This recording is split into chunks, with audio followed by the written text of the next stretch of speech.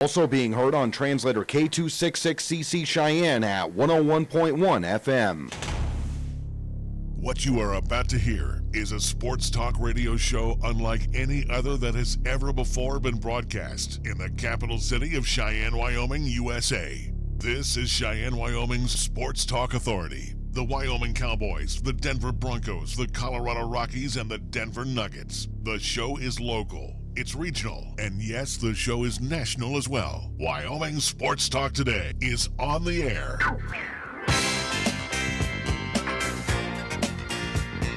If they're talking sports on the radio in Cheyenne, this is the place it happens. This is Wyoming Sports Talk Today.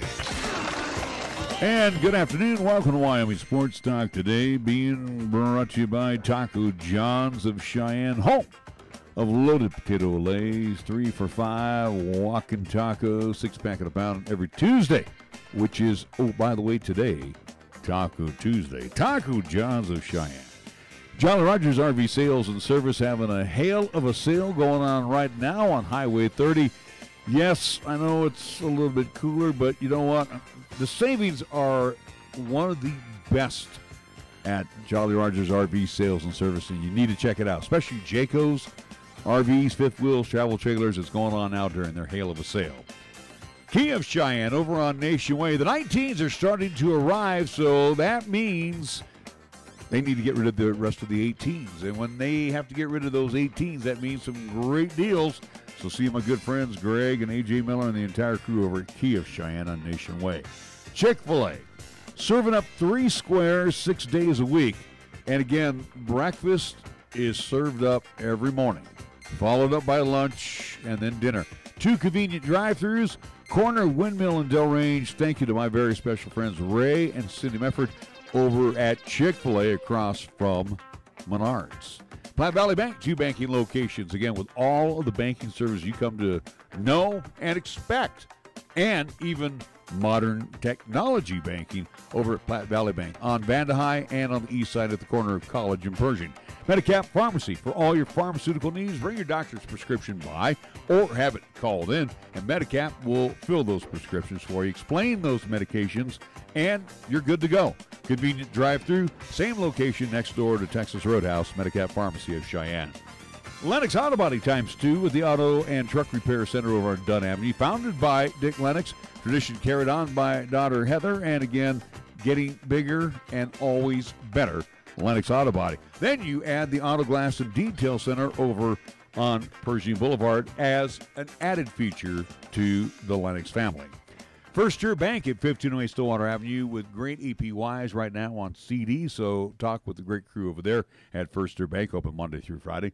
Mondello's Pizzeria open 7 days a week, sampling the best pie around. I'm talking about Paisan style, always fresh. The ingredients are always fresh. The dough, absolutely fresh. And, of course, breads made fresh daily over at Mondello's Pizzeria. Rated in the top 10 by the Food Network folks. Yes, 1507 Stillwater Avenue, Suite D in the Greenway Commons. It is cold out there. Doggone it. It's too early to be cold. So Mars Plumbing Heating says, guess what? Call us. We'll come on by and make sure that your heating units are working properly. Get a hold of Mars Plumbing Heating today, and they're located at 1515 Logan Avenue. We get things underway as we often do each Monday through Thursday, because Fridays we're off doing Friday Night Lights. We go to our scoreboard, and our scoreboard is being brought to you by Pepsi of Cheyenne. Here's Nick with whatever he has. Finally my turn to talk. Anyways, LCCC men's soccer in action this past weekend. They were at home against Northwest College. It was a 0-0 tie. So for the men's soccer program, they are 4-5-1 overall this season. They will have a game coming up tomorrow up in Gillette. Same with the women this past weekend. They were hosting Northwest College. They got a 6-0 victory, and they moved to 8-4 overall. LCCC women's volleyball in action as well, too, on Saturday. They were in Sheridan taking on Sheridan College. They won that contest 3-1. They moved to 17-7 overall. They do have a game tonight over at the RAC. They will host McCook Community College. That game will get underway at 6 o'clock tonight, again, over at LCCC RAC. Also, too, from this past weekend, Cheyenne Stampede started the regular season down in Greeley at the Greeley Ice House. They took on the Northern Colorado Eagles in those two games. Game number 1, it was Colorado Eagles 6, Stampede 4. And in game number 2, Northern Colorado 4, Cheyenne Stampede 2. So an 0-2 start to start off the regular season for the Cheyenne Stampede. And lastly, NHL action for tonight. Philadelphia Flyers at home at Wells Fargo Center hosting the San Jose Sharks. That game will get underway at 5 o'clock. You can see that on NBC Sports Network. Vancouver Canucks in Carolina taking on the Hurricanes. Colorado Avalanche, they are on the road at Columbus taking on the Blue Jackets at Nationwide Arena. That game will get underway at 5 o'clock. You can see that on Altitude Network. Nashville Predators at home at Bridgestone Arena hosting the Calgary Flames. LA Kings in Winnipeg taking on the Jets. And the Toronto Maple Leafs in Dallas at the American Airlines Center taking on the Stars. That game gets underway at 6:30 tonight. In Major League Baseball, there will be a Game 4 between the Red Sox and the Yankees. That is the only divisional series game that is left.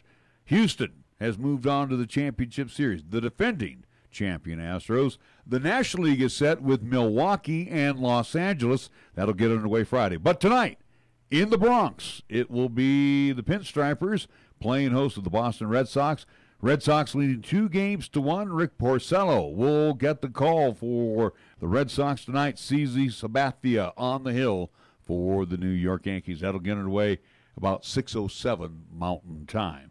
Our scoreboard brought to you by Pepsi of Cheyenne. This is the Pepsi that's got a date with your taste buds. We're talking 1,000 bubbles dancing a two-step with you and 2 tacos at 2 a.m. Order number 83. Come on, you're up. This is the Pepsi that has mastered the art of the late-night munchies and is always down to dig into some deep dish. Hey, we don't do deep dish, capiche? Try telling that to Chicago. This is the Pepsi for po' boys, pulled pork sliders, and the godfather of all sandwiches, the Godfather. This is the Pepsi for street carts, anything a la carte, and is dying to make the leap into your grocery cart. Come on, take us home with you. This is the Pepsi for those who are forever fun. This is the Pepsi for every generation. You're listening to Cheyenne's new Sports Talk Authority. This is Wyoming Sports Talk Today on AM 1480 KRAE.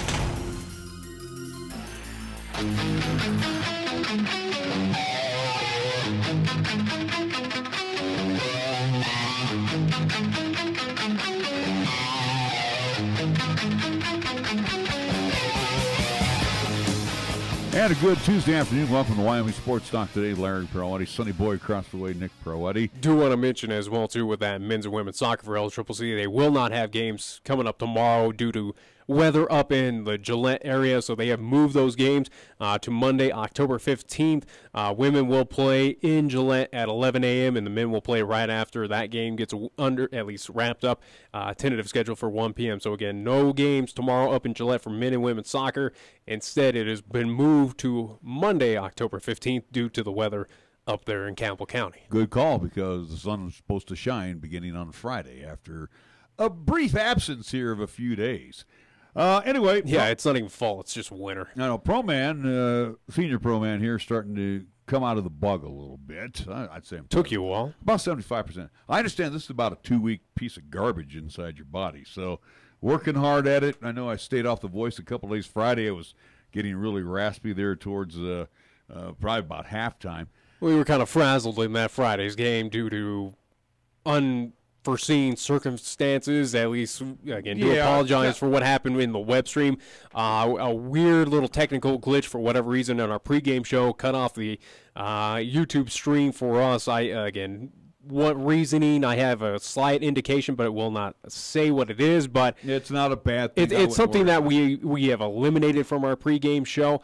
But also, too, as well, we kind of rushed into things to start out that game due to, hey, let's get underway at 5 minutes early, which, again, the contest that we did have with Cheyenne East and Cheyenne Central turned out to be it was okay. I mean, Central made it a little fun there at the tail end, but it was pretty much a dominant force by East. It was a long game. It was a long game due to the fact that Central threw the football like 43 times. It was a long game also, too, because the refs were a little flag happy as well. Well, and I finally, in my 30-some years, finally had enough.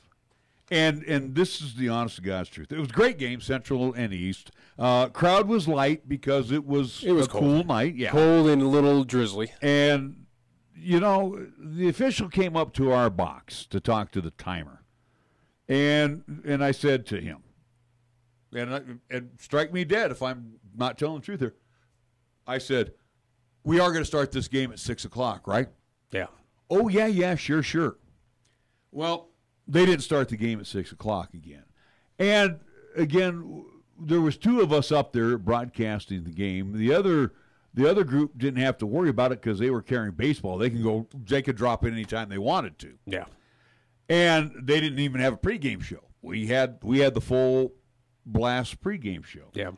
So as we normally do. So yeah, and again, we sit with our engineer and we go through each element. We say how much time it out to where again it should be give or take about maybe a few should seconds. Leave us about 4 or 5 minutes, with a break or two to do the starting lineups, and also too, we don't want to interfere with the national anthem. Yeah. So with that all being said, what did this idiot crew do?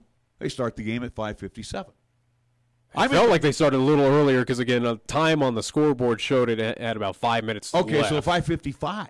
It don't matter because it was a little earlier than what it's been in the past. Because again, we were just exiting, I think, our final pre-recorded. And you heard element. me tell the guy, and he gave me the word. We're going to start at 6. Well, see, here's what's wrong. You got the scoreboard operators who sit there and have the clock ticking down, tick, tick, and the next thing you know, they go from 5 minutes to 0. You have some scoreboard operators that also, too, were... Forget to turn the damn thing off. Yeah, they have their issues, but also, too, talking with people who were up in the press box along with us, again, who were decided to roam up and about there at Central High. Not naming names, but it was essentially the focus was clearly not on the game, where there were some instances where, hey, the ref's calling you for run the clock. It's sitting there for about a minute or so. That was about a minute that just wasted away on the clock there. I mean, what's going on here? So, I said to Nick when we got done, and again, I'm going to read this to you, what I sent off to the Wyoming High School Activities Association. I had enough. 30-some years of doing this, I said, that's it. No more. I'm not going to take this crap anymore. And whether anything gets done about it, Nick, probably not, but I want them to be on notice that I'm going to call them on it now. Oh, yeah. So I sense... It's kind of like I feel this. And we've had him on our program, Ron Laird. Yeah. Wyoming High School Activities Association Commissioner. So I wrote him a note today, and I wrote, Dear Ron, and again, there is no language in here. I calmed it back because in my position... I'd hope so. It's a professional email. My position, I have to have a little, sense of good judgment from time to time. So I wrote, Dear Ron, I must lodge this complaint with you concerning football start times I have witnessed this season. Of the 6 broadcasts I have done for the Cheyenne schools, 5 have started anywhere from 2 to 5 minutes early. Yes, I have spoken to referees to remind them that we are covering the game and that I need a 6 or 7 p.m. start time, since our pregame is timed out with sponsors to start at the top of the hour. So with these early start times, we are rushed or we don't get the opportunity to do our starting lineups, or we catch the game right at kickoff as we did Friday night. But what I find most frustrating with this complaint is when halftime arrives and it's scheduled for 15 minutes or in some cases 20 minutes. Well, if 80s do. Let me finish this and then we'll comment on it. Anyway, in some cases 20 minutes, it just isn't the case. We're always seeing an additional 3 minutes and sometimes more for teams to warm up after halftime. I write, what gives here? When we played, that referring to me and him, when we played way back when, it was a delay of game for being back on the field after the halftime clock expired. And there are at least outlying rules that do agree with that, saying that, yes, you do. Right. You have to get back on that, allow time, or it is a penalty. I realize the season is almost over, and this may be placed in the Weiner file, but I've been broadcasting the Cheyenne market for over 30 years, and yes, I'm anal about preparation to bring our audience a good broadcast. Plus, there's other stations that do games too, so we have to be top-notch. We are judged on what we do. So I don't accept second rate. Now, whether he responds back or not, I don't know. Well, back to what people are going to assume that you're complaining about, but again, it is something where, again, a presentation where, not saying that we are, the CBSs of the world or the Fox, again, putting on this grandeur of NFL, but hey, we want to put on as best as we can of our presentation, where, again, those times, as much as he's mentioning 2, 3, 4 minutes, it may not seem a lot, but to us, again, where we're counting seconds on everything, it does mean a lot to us of how we time out things to where it should be. Here it is, set in stone. Let's get the game underway where we're ready and everyone else is ready. I'm sick. Here's the deal. And it's the same thing where, but it goes back also too with those Foxes of the world, the CBSs of the world. They're actually granted extra time, or at least they bleed into past those time frames to get through their pregame shows before that. Again, where, hey, it's a 6:07 start time. Well, it might be 6:08, 6:09 because they got to get through their starters or something. And you'll see, too, when we go to the different venues, they'll have their script of how things go. And they'll say, for example, 5:55 will be the national anthem. Mm-hmm. Well, what they're forgetting to say is they get the band off the field, and all of a sudden both teams come on the field. Yeah. And the officials will look up the clock there, and they'll say 4 minutes and counting down. Tick, tick, tick. Next thing you know, there's 12 minutes on the board. Well, we are in a pregame show. And again, the respect, and I'm sorry, I'm going to say it, the respect that we receive is really abominable. And I'm getting. Well, us and other broadcasters. I'm really tired of it. I'm really tired of the stupidity. And again, whether it's the officials that are dumb arses, which they are. In 2018, it's surprising that none of them have kind of watches or anything. It seems like they go off of like sundials. And again, too, the administrators, and I'm friends with these guys. Yeah. And yet we can't get the damn time right. Yeah. So, and again, if I have a matter of fact, I had a gentleman talk to our sales associate, Sonia, who said he listens to us because he likes the way we call the games. And I thank you for that, Mark. I appreciate that. That was a wonderful compliment. But, the thing is, it puts me into a lather right away because we got to sit there and go, okay, defense, offense. Well, again, you could tell in that first beginning, again, you were very frantic. I was off. And it's like, you know what, I'm done with this. And now whether this falls on deaf ears or not, which will probably prove my point that the High School Activities Association is a weak organization, but it's going to prove my point, too, that the director needs to step up, not get in athletic directors' faces, but send a note to all the officials associations across the state of Wyoming. Yeah. If a 6 o'clock game starts at 6 o'clock, it kicks off at 6 p.m. There's a reason why that time is set. And if you come out and do that again at halftime, then I'm gonna jump on you guys. I'm gonna come right out there and say, why isn't this a penalty? You throw a penalty for everything else. Why is this a penalty? This team's not back. Yeah. Which again, it is still outlined that it's supposed to be a penalty as well, where, again, it's enforced on the kickoff. Don't they throw a flag for everything? In every game that we've seen. It seemed like in Friday's game, they threw a flag for anyone just coughing or sneezing out there. It was. And what week are we in? What week are we in right now? It feels like the first week. That was the seventh week of football. It didn't feel like it, not with that officiating crew, and also, too, again, some of the, at least, yes, again, there are penalties you absolutely need to call, and it's kind of on both officiating and teams out there, but it did not feel like, hey, we're almost close to playoff time here in Class 4A. No, it seemed like everyone was getting adjusted to, hey, we're beginning to play football here. It was a complete mess. It was a complete mess, at least this past Friday. Again, teams, at least the game overall was great, but it was just how it was handled. Again, officiating, there needs to be maybe like a governing body or something just makes sure they have associations, Nick. There's an association in most of these communities. And it's not that good, apparently. Well, they're supposed to look at the film after it's all done. I highly doubt they do that. And guess what, ladies and gentlemen? They now... and again, I'm not one who likes going to film and running it over and over and over like replay.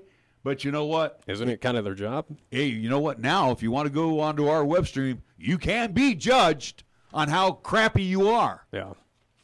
So anyway, sorry about my rant here. I'm just so sick of it. No, it's something that's been building for quite some time that I've noticed, again, where we are putting this presentation, and again, time frames and times do matter on both ends, again, whether it is here on the radio side or whether it's streaming on Periscope or YouTube. Again, those seconds, even milliseconds, matter most to us, where we have it planned out to a T, where we calculate it and go, yes, we will meet that deadline of when it should meet every little key moment until kickoff, but every single week it has not done that one set in stone, and it's become a running joke here, and probably with other, at least, broadcast crews around the state of, hey, here comes that halftime where we're going to probably put up an additional minutes. It's almost kind of, it's without anyone complaining about it, with maybe we're not the first ones to do it, but it's a situation where it's almost become, well, you expect it, there's nothing going to change about it,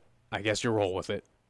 And again, you go back in time, and some of the older guys like me, when we played, and of course we didn't think about it, but I remember back in the high school era, when we were marching off the field or, going to our locker room, especially when I was going to Pittsburgh High, the halftime clock didn't start until we got into the locker room.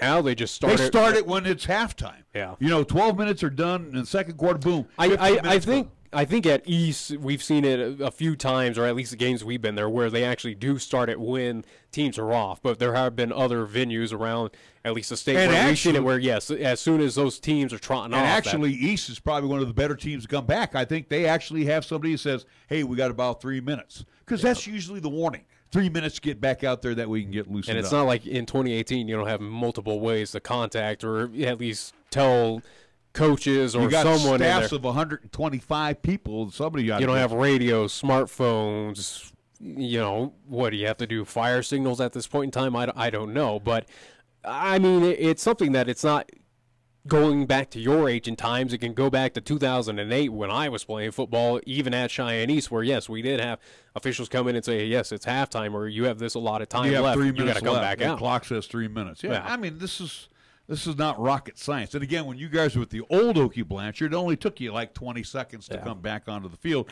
You still have a little bit of ways to get back on the field from over at the new Okie Blanchard Stadium, the sports complex, and even at Cheyenne Central, because you guys are going up and out of the stadium.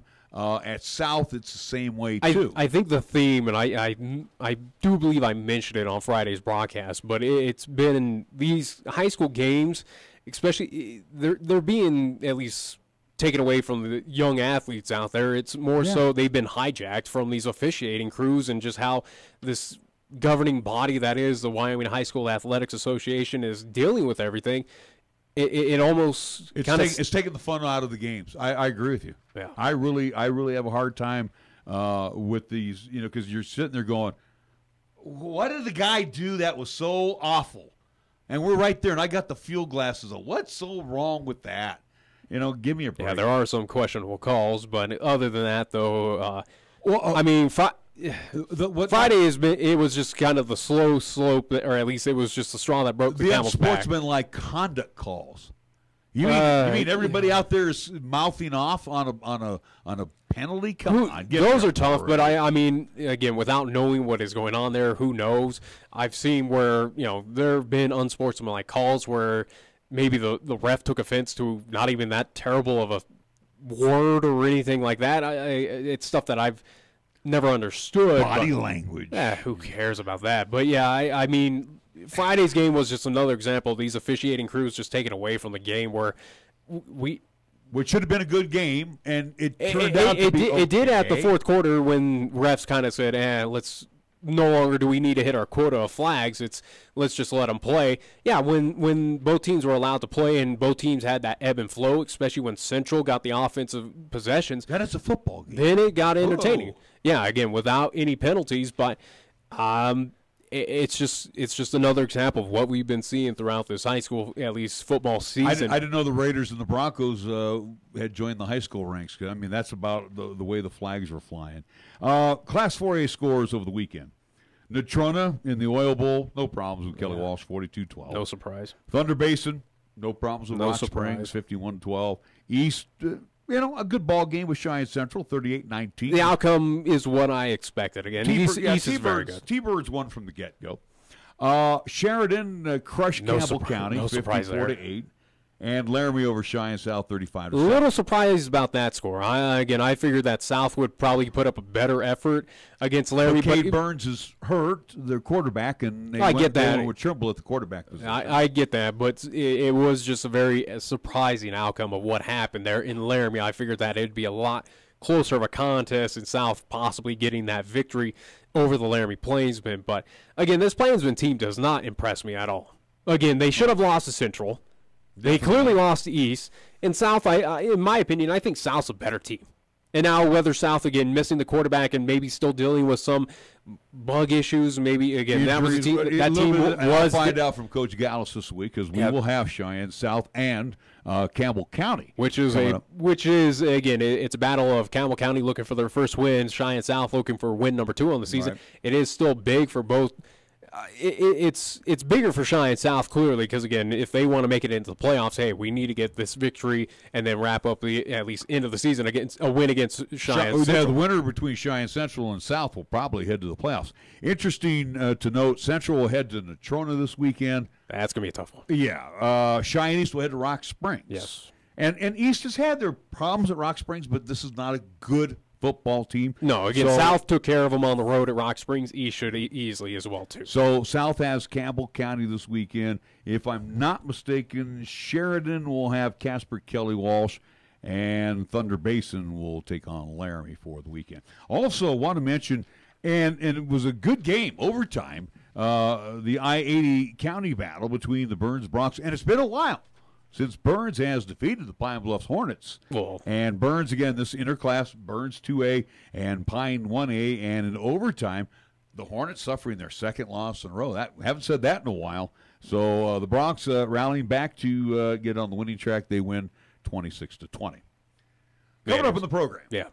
We have Coach Bowl. We have that press conference, because we'll dive into that as much as I really don't want to at this point in time. The show might be called Wyoming Sports Talk today, but it's not themed. I don't want to theme it anymore about those Wyoming Cowboys. This team's terrible.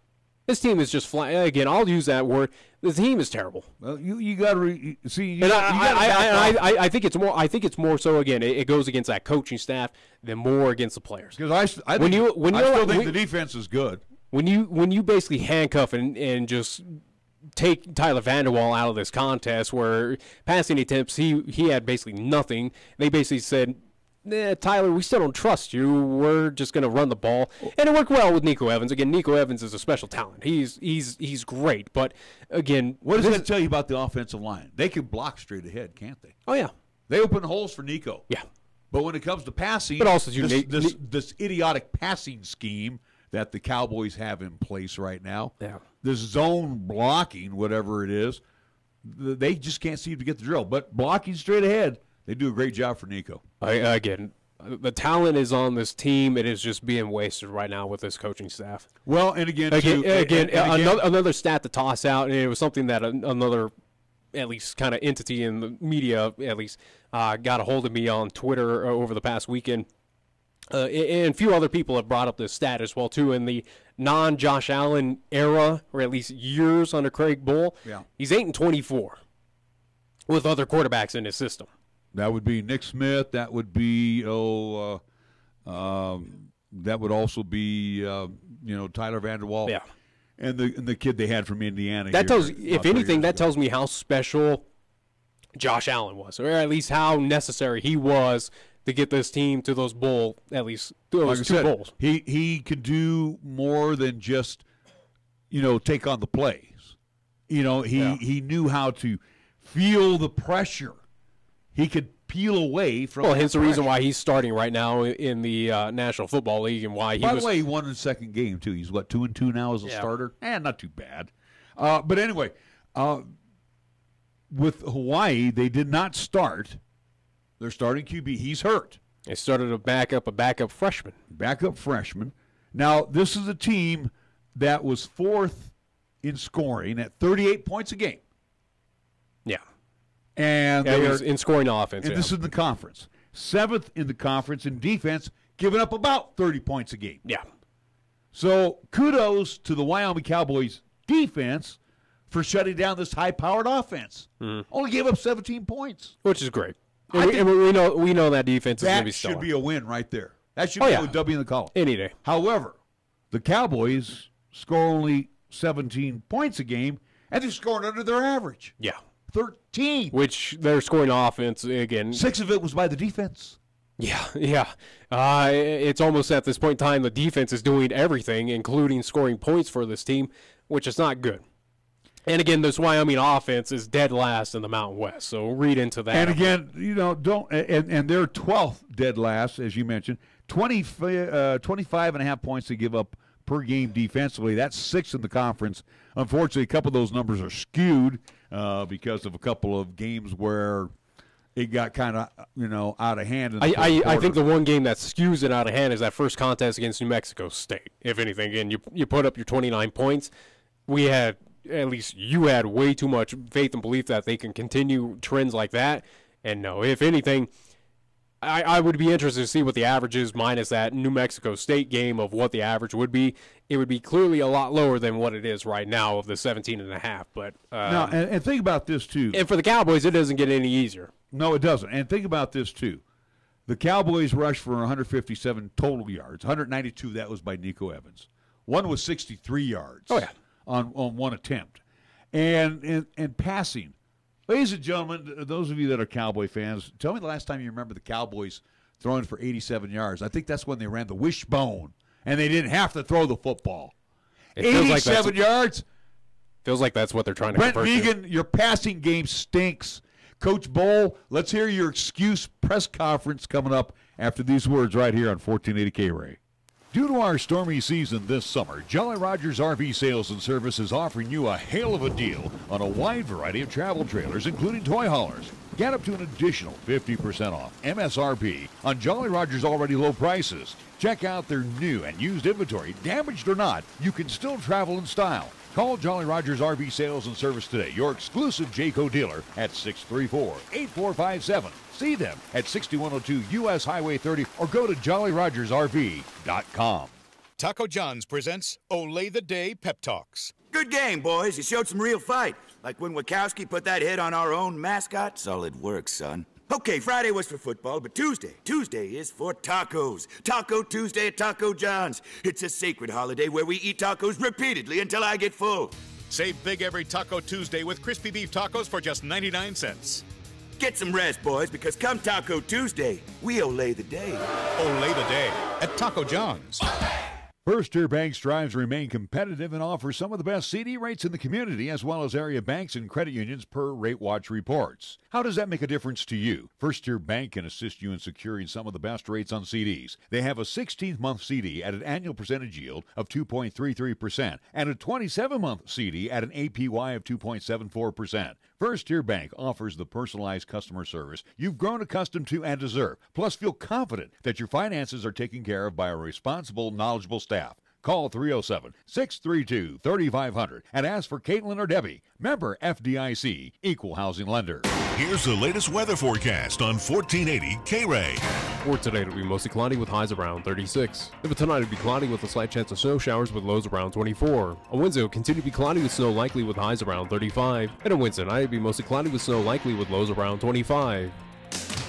When it comes to sports talk in Cheyenne, it's a whole new ballgame. Let's play ball! You're listening to Wyoming Sports Talk today, and it's only here on AM 1480 KRAE.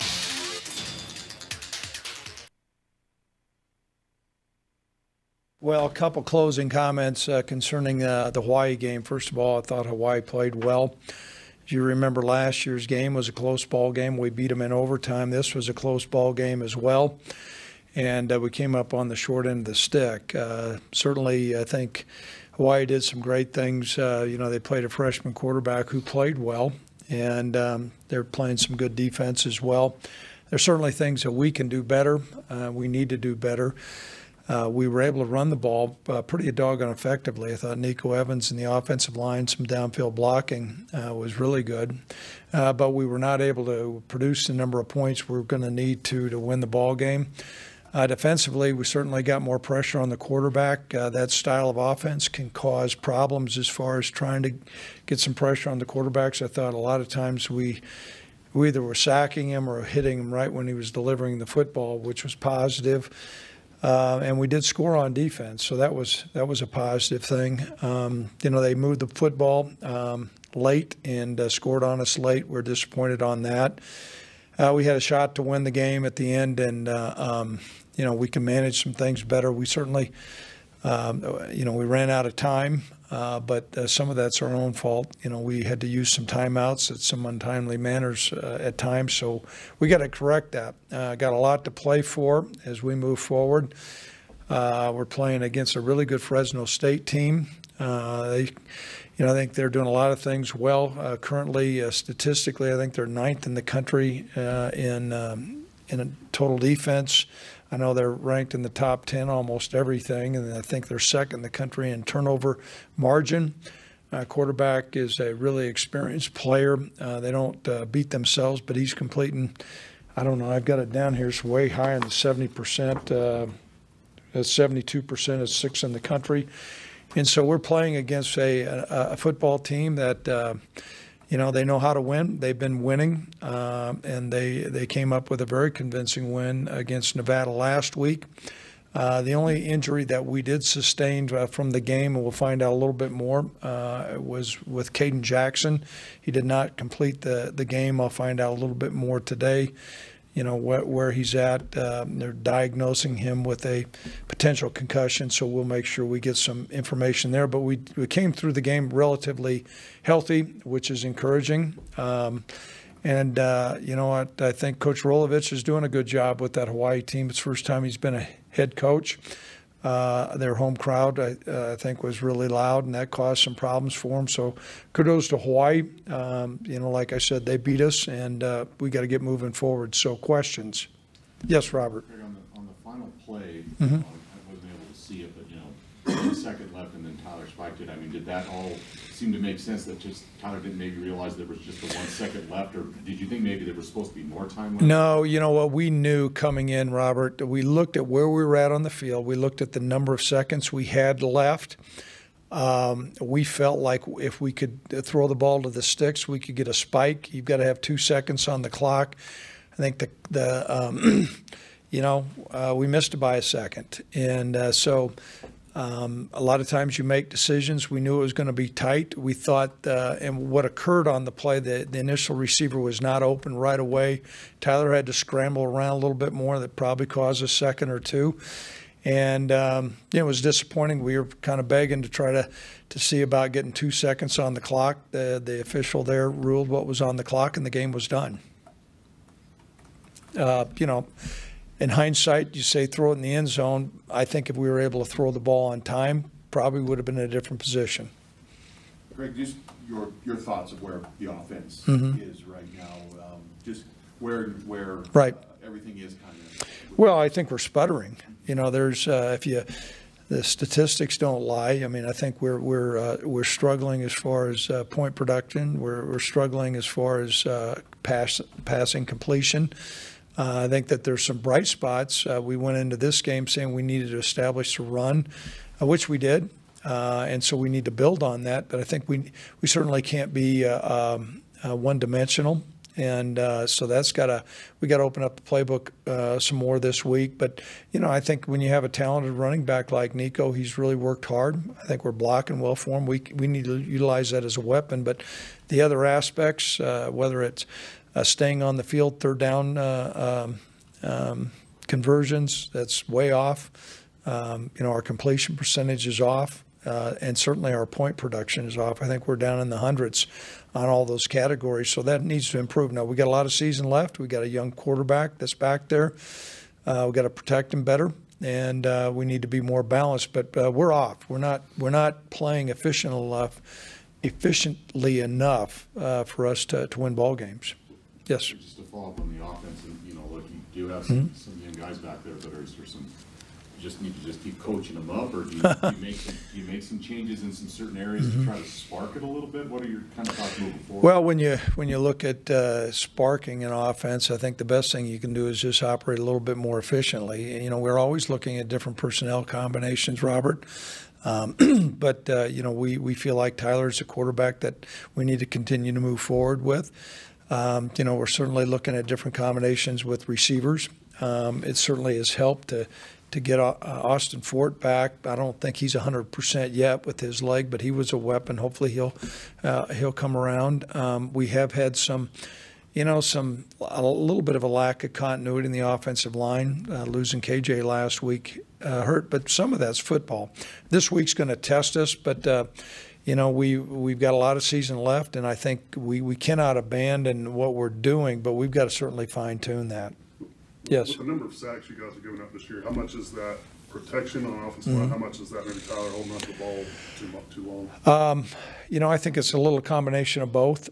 Certainly, one of the sacks that we gave up last game, that really had to do more. It was a combination of both, but the ball should have been out, and that's part of a young quarterback. There's certain passes that when you dial up a certain type of protection, when the routes are going to be longer, then that comes down to what's going on with your offensive line. But then there's other times that the quarterback's got to get rid of the football. And so that's a learning curve. We got to get better. There was a lot better protection this time around than it was against Boise State. Emerald was able to stand back there and make those attempts. Do you think that the protection will need to be even better against Fresno State? Yeah, I do. I mean, Fresno's probably one of the top defenses in the conference. However, I think Hawaii's pretty good. But we're going to continue to look at all the things we do. The bottom line is we've got to produce more points. If we're going to be successful, I think we're going to be playing good defense.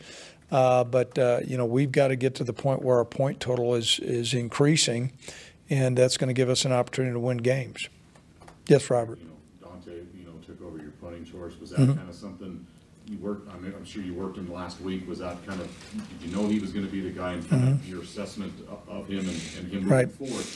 Well, we went into the game even all the way over to the island, and we looked at both guys. Dante had punted in high school, and he's got a strong leg. A lot of the high school football fans in the state probably remember him. He was also a great soccer player, and he could have been a Division I soccer player. And so we certainly started thinking outside the box. It's been a long time since I can remember you lose your punter for the whole year, and typically you're not going to have a whole lot of backing up. But we thought Dante did some good things in the ball game. I mean, he got the ball off. I think our net punting was pretty good. We had one that was brought back too far, and that really was not the punt's fault.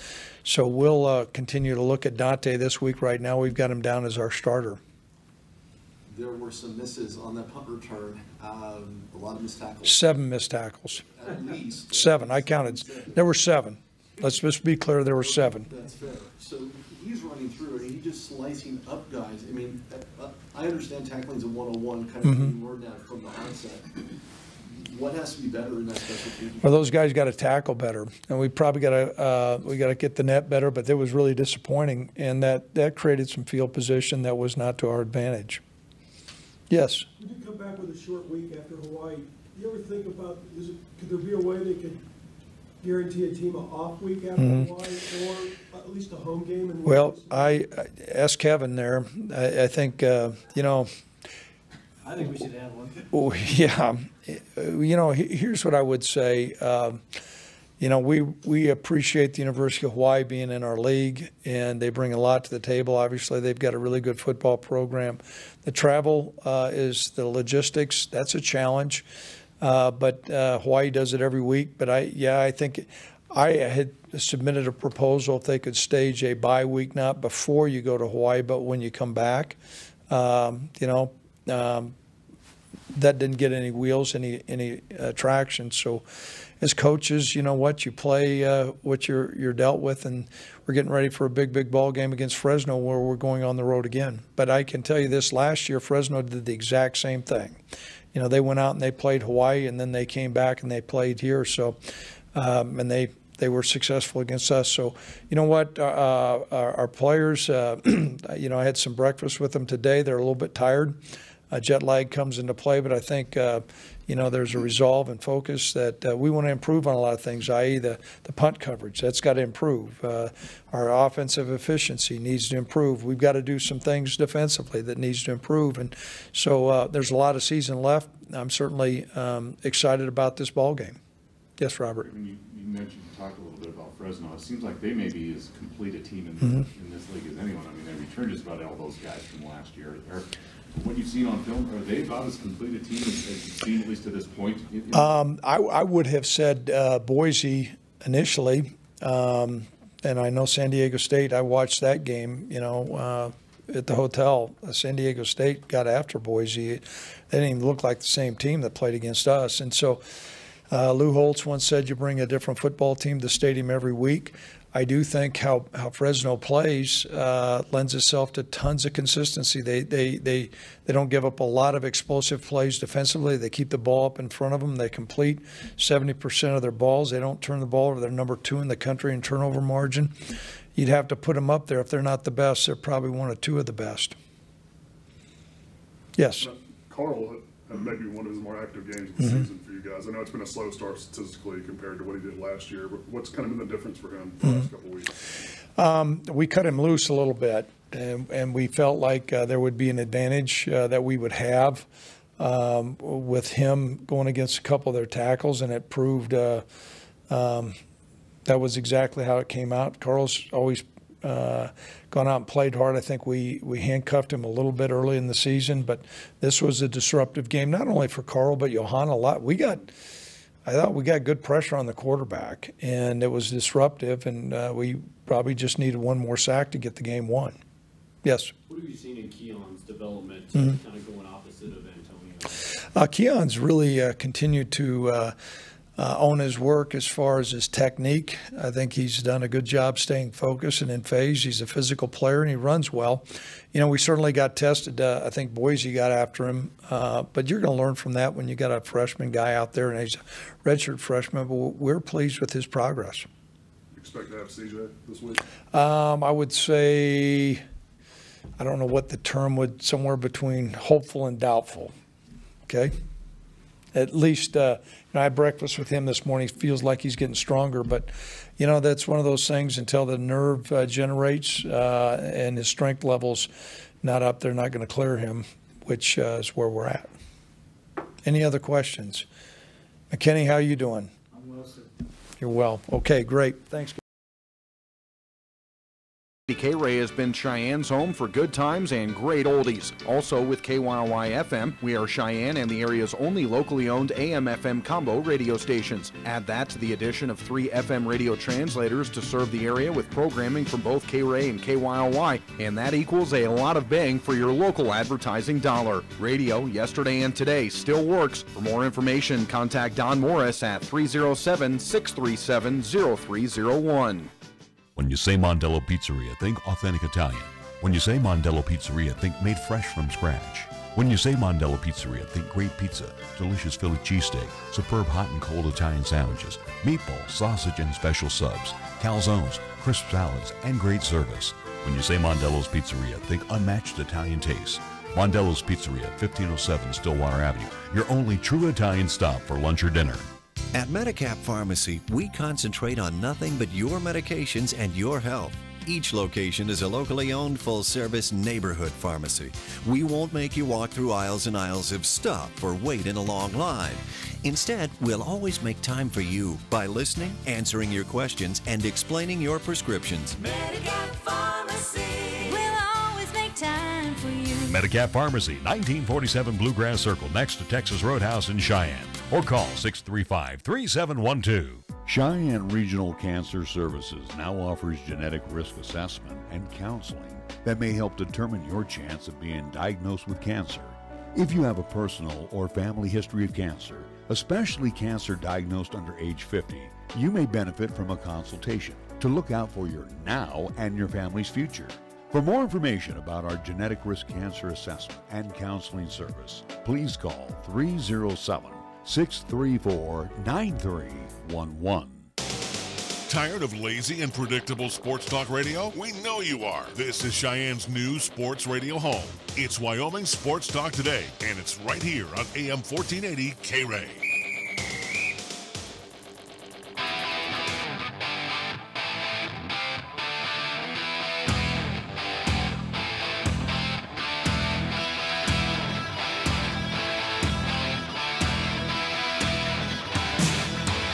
Good afternoon. Welcome back to Wyoming Sports Talk Today. Larry Peroletti along with Nick Peroletti.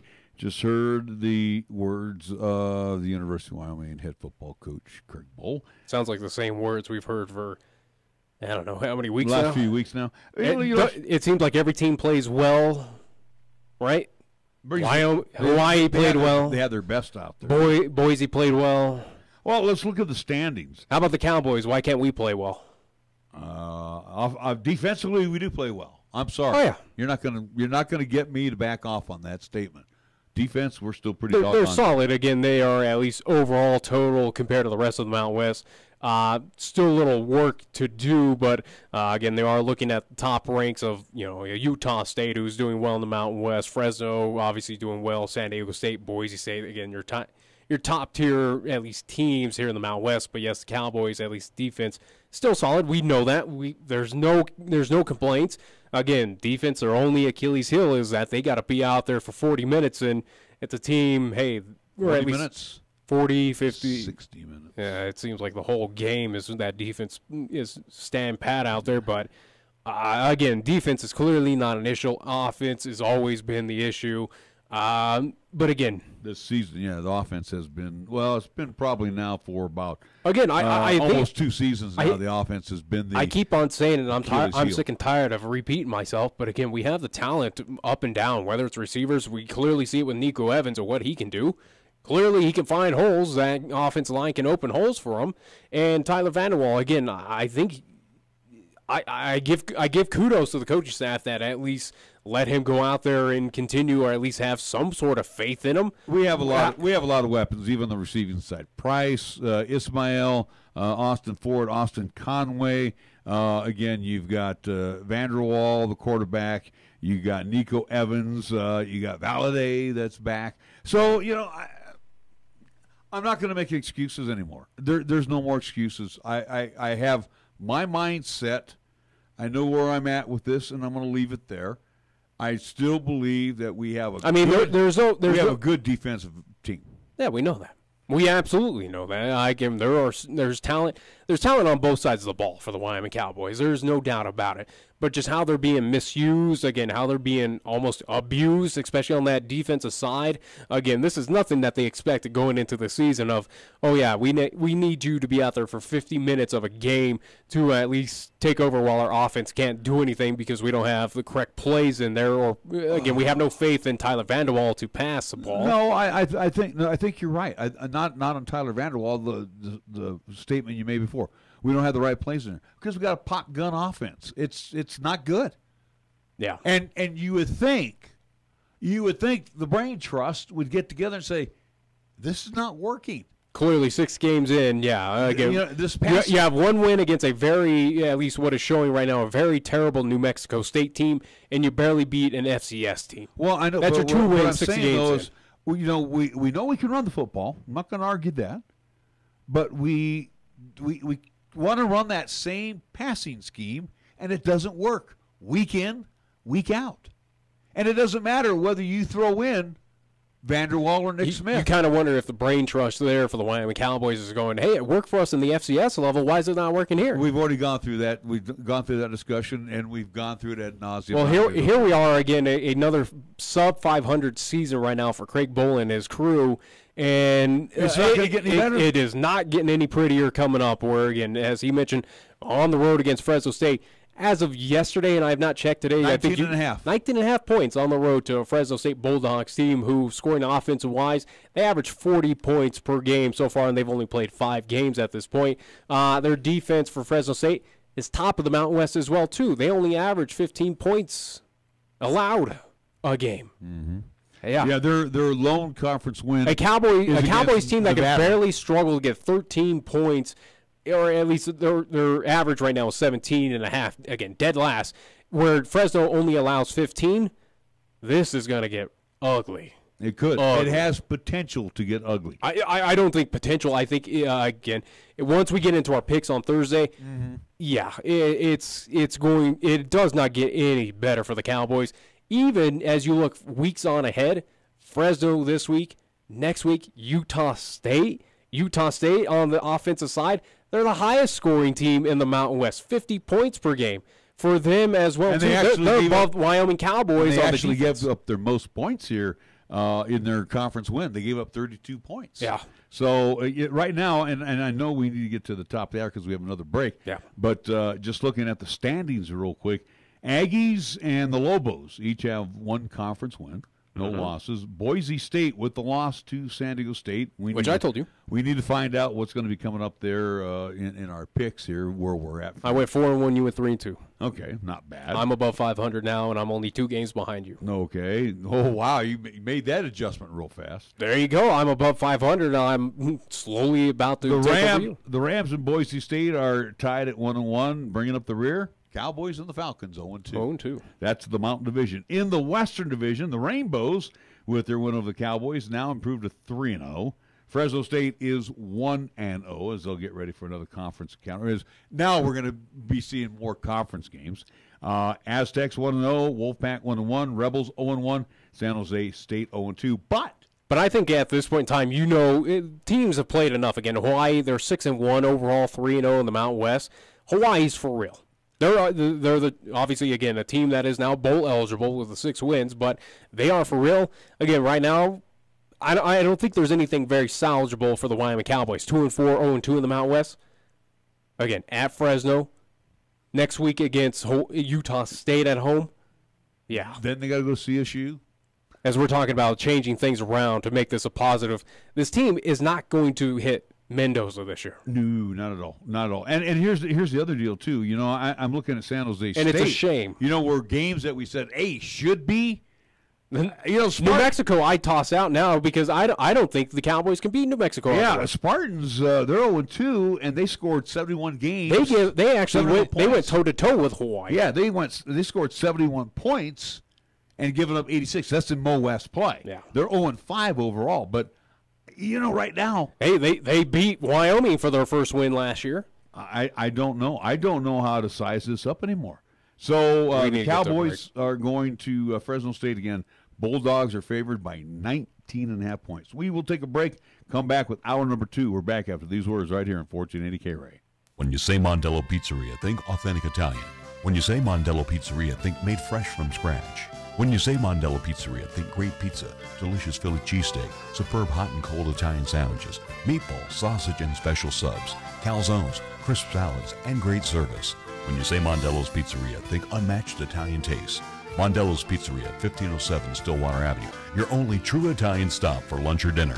Check out the huge savings this week at Town & Country Supermarket Liquors. Here are just a few of the terrific weekly specials. Our Super Radio Buys heard only right here features Sailor Jerry Spiced Rum, 1.75-liter bottle, $22.59. Crown Royal Canadian Whiskey gift sets with flask, 750-milliliter bottle, $19.99.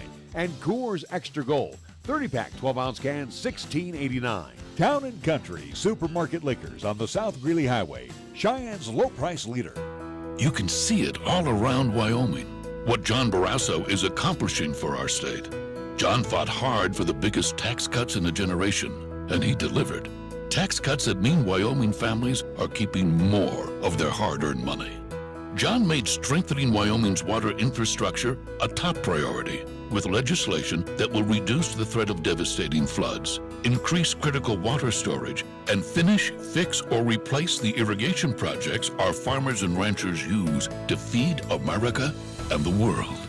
And when Congress stole mining royalties from the people of Wyoming, John led our delegation to take back the hundreds of millions of dollars we were owed. Money that helps fund important Wyoming priorities and our communities. John Barrasso, real accomplishments for all of Wyoming. I'm John Barrasso, and I approve this message. Paid for by friends of John Barrasso. BarrassoForWyoming.com. Here's the latest weather forecast on 1480 KRAE. For today, it'll be mostly cloudy with highs around 36. But tonight, it'll be cloudy with a slight chance of snow showers with lows around 24. On Wednesday, it'll continue to be cloudy with snow likely with highs around 35. And on Wednesday night, it'll be mostly cloudy with snow likely with lows around 25. This is 1480 KRAE Cheyenne. What you are about to hear is a sports talk radio show unlike any other that has ever before been broadcast in the capital city of Cheyenne, Wyoming, USA. This is Cheyenne, Wyoming's Sports Talk Authority. The Wyoming Cowboys, the Denver Broncos, the Colorado Rockies, and the Denver Nuggets. The show is local, it's regional, and yes, the show is national as well. Wyoming Sports Talk Today is on the air.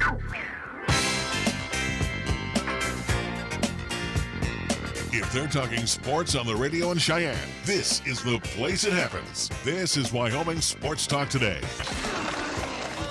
And welcome to hour number 2 of Wyoming Sports Talk Today, which is being brought to you by Marv's Plumbing and Heating at 1515 Logan Avenue, Mondello's Pizzeria at 1507 Stillwater Avenue, Suite D, the Greenway Commons. How about First Tier Bank right across the street at 1508 Stillwater Avenue, Lennox Auto Body with 2 locations, the Auto Glass and Detail Center on Pershing Boulevard, the Auto and Truck Repair Center with a plethora of bays over on Dunn Avenue.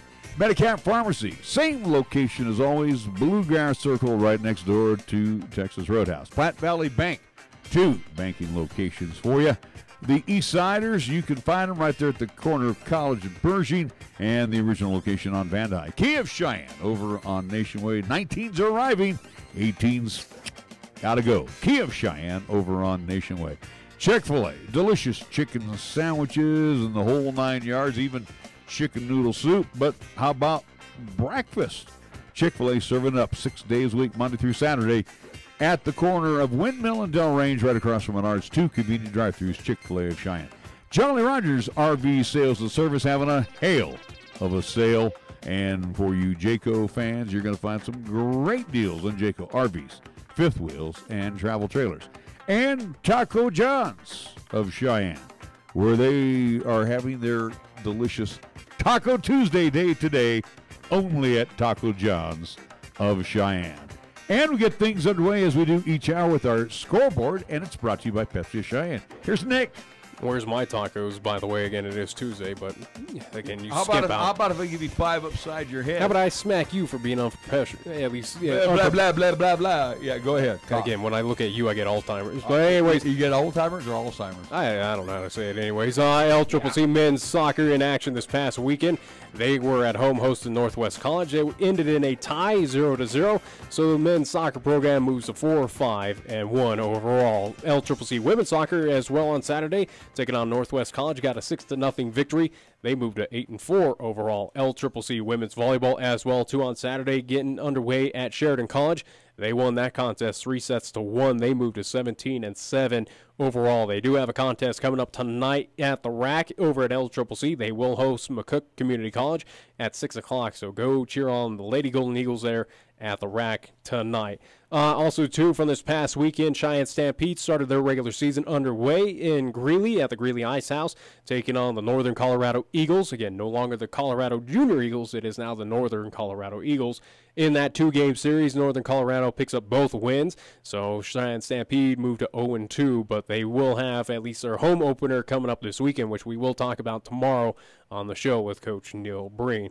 And then also 2 NHL action for tonight. San Jose Sharks at Wells Fargo Center taking on the Philadelphia Flyers. That game will get underway at 5 o'clock.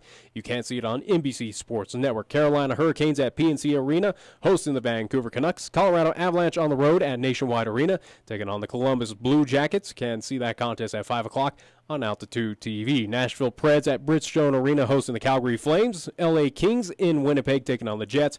And the Toronto Maple Leafs at American Airlines Center taking on the Dallas Stars. That game will get underway at 6:30 tonight. Now, as well, on top of everything, do want to remind folks coming up this Friday will be high school football action. It will be Cheyenne South hosting Campbell County here in town. That game will get underway at 6 o'clock. 5:30 pregame show, tentative at least schedule for that, here on 1480 AM, 101.1 FM, 1480KRAE.com, and also video live streaming on Periscope and the 1480 KRAE YouTube channel. So 5 different ways to tune in for the Fighting Bison taking on the Camels of Campbell County.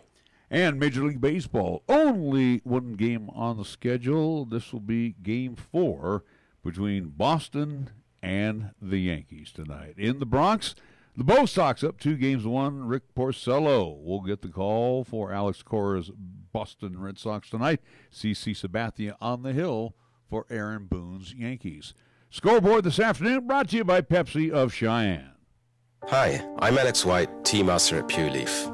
When I make tea, everything I know goes into it. You can't be impatient. When I craft Pure Leaf iced tea, I don't take shortcuts, because I want you to have the same amazing taste of iced tea that I do. So I start with fresh picked tea leaves. Then, after they're delicately dried, I blend and brew them at a lower temperature to draw out their unique aromas. And then I taste and fine-tune the blend for a delicious smooth iced tea. I'd love to have you take a sip right now, but that's one thing we can't do over the radio. But you can experience the same delicious taste of Pure Leaf iced tea anywhere you are. I'm Alex White, Pure Leaf Tea Master. Pure Leaf, our thing is tea. Got something to say? Then get it off your chest right now. Phone lines are open at 307-514-1071. Make your opinion count and call the show. Wyoming Sports Talk today.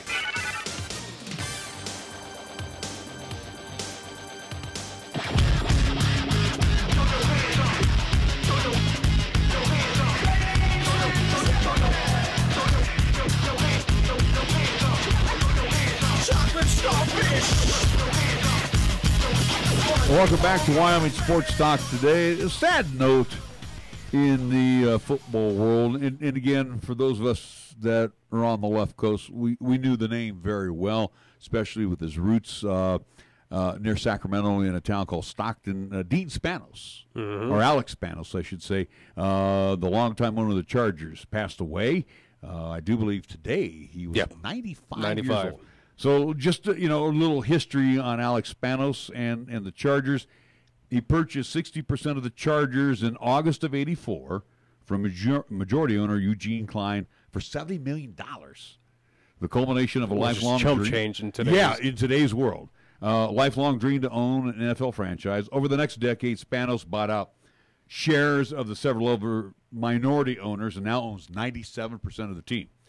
So the pinnacle of Spanos' ownership was the Chargers reaching the Super Bowl back after the '94 season when they got clobbered by one Steve Young and the 49ers. While he remained active. Isn't that the Super Bowl? It's second most, at least lopsided score? Yeah, behind Denver and San Francisco, 55-10. While Spanos remained active for many years in business matters related to the team, he turned over the day-to-day management of the Chargers to his eldest son, Dean, before the start of the '94 season. Dean Spanos currently serves as the Chargers' controlling owner of and team chairman. Chargers moved from San Diego to Los Angeles early last year. I'm not going to read the commissioner's statement because who cares? Who cares about him? Alex Spanos was born in Stockton, California, one of 6 children. Spanos built a billion-dollar fortune in real estate and construction. Married, has 4 children, and became prolific philanthropist, donating to causes related to schools, children, the arts, and the hospitals. And, matter of fact, his wife, sad to say, she died earlier this year in August at the age of 92. And, again, they leave behind their children, 15 grandchildren, 10 great-grandchildren. 95 years young, Alex Spanos passing away, the majority stockholder of the Los Angeles Chargers. All right. All right. I guess we continue on the theme with NFL from this past weekend as much as. Yeah, let's before we get into the Broncos, let's talk about last night's game. Drew Brees. Well, I mean, the all-time passing yards leader. And I knew that he broke the record, and Peyton Manning had a little interesting. It was a funny little video vignette of saying, "Hey, congrats." But it got me to thinking of, again, Drew Brees has all these accolades. He's a top-tier quarterback, but he only has one Super Bowl to his name, at least of so far. But he's going to be in the Hall. But I mean, well, yeah, there's no doubt about that. I would be absolutely surprised if he was on the Hall of Fame. But it kind of gets into where MLB we hold, where again Barry Bonds, the home run record. The guy never won a World Series, but again is the home run king, and that's debatable to whoever you want to be. But it's just interesting in other sports that how these kind of records are looked at. In NFL, where passing yards, most touchdowns in a season, career touchdowns, it's like it almost seems like who, at least when someone mentioned that, and when I saw it all over the social media sites, what came to my mind, especially on the NFL, especially amongst those records, is does it matter? Yeah, it does, Mr. Cynical, because a guy like Drew Brees, the Peyton Mannings of the world, you look at the Brett Favres of the world, Dan Marino's, they don't come around too often. And again, you look at where his name is etched. But I'm just saying, is that a record that's going It's like, if you want to put it in perspective, that's like being in the 3,000 club for Major League Baseball. And then some.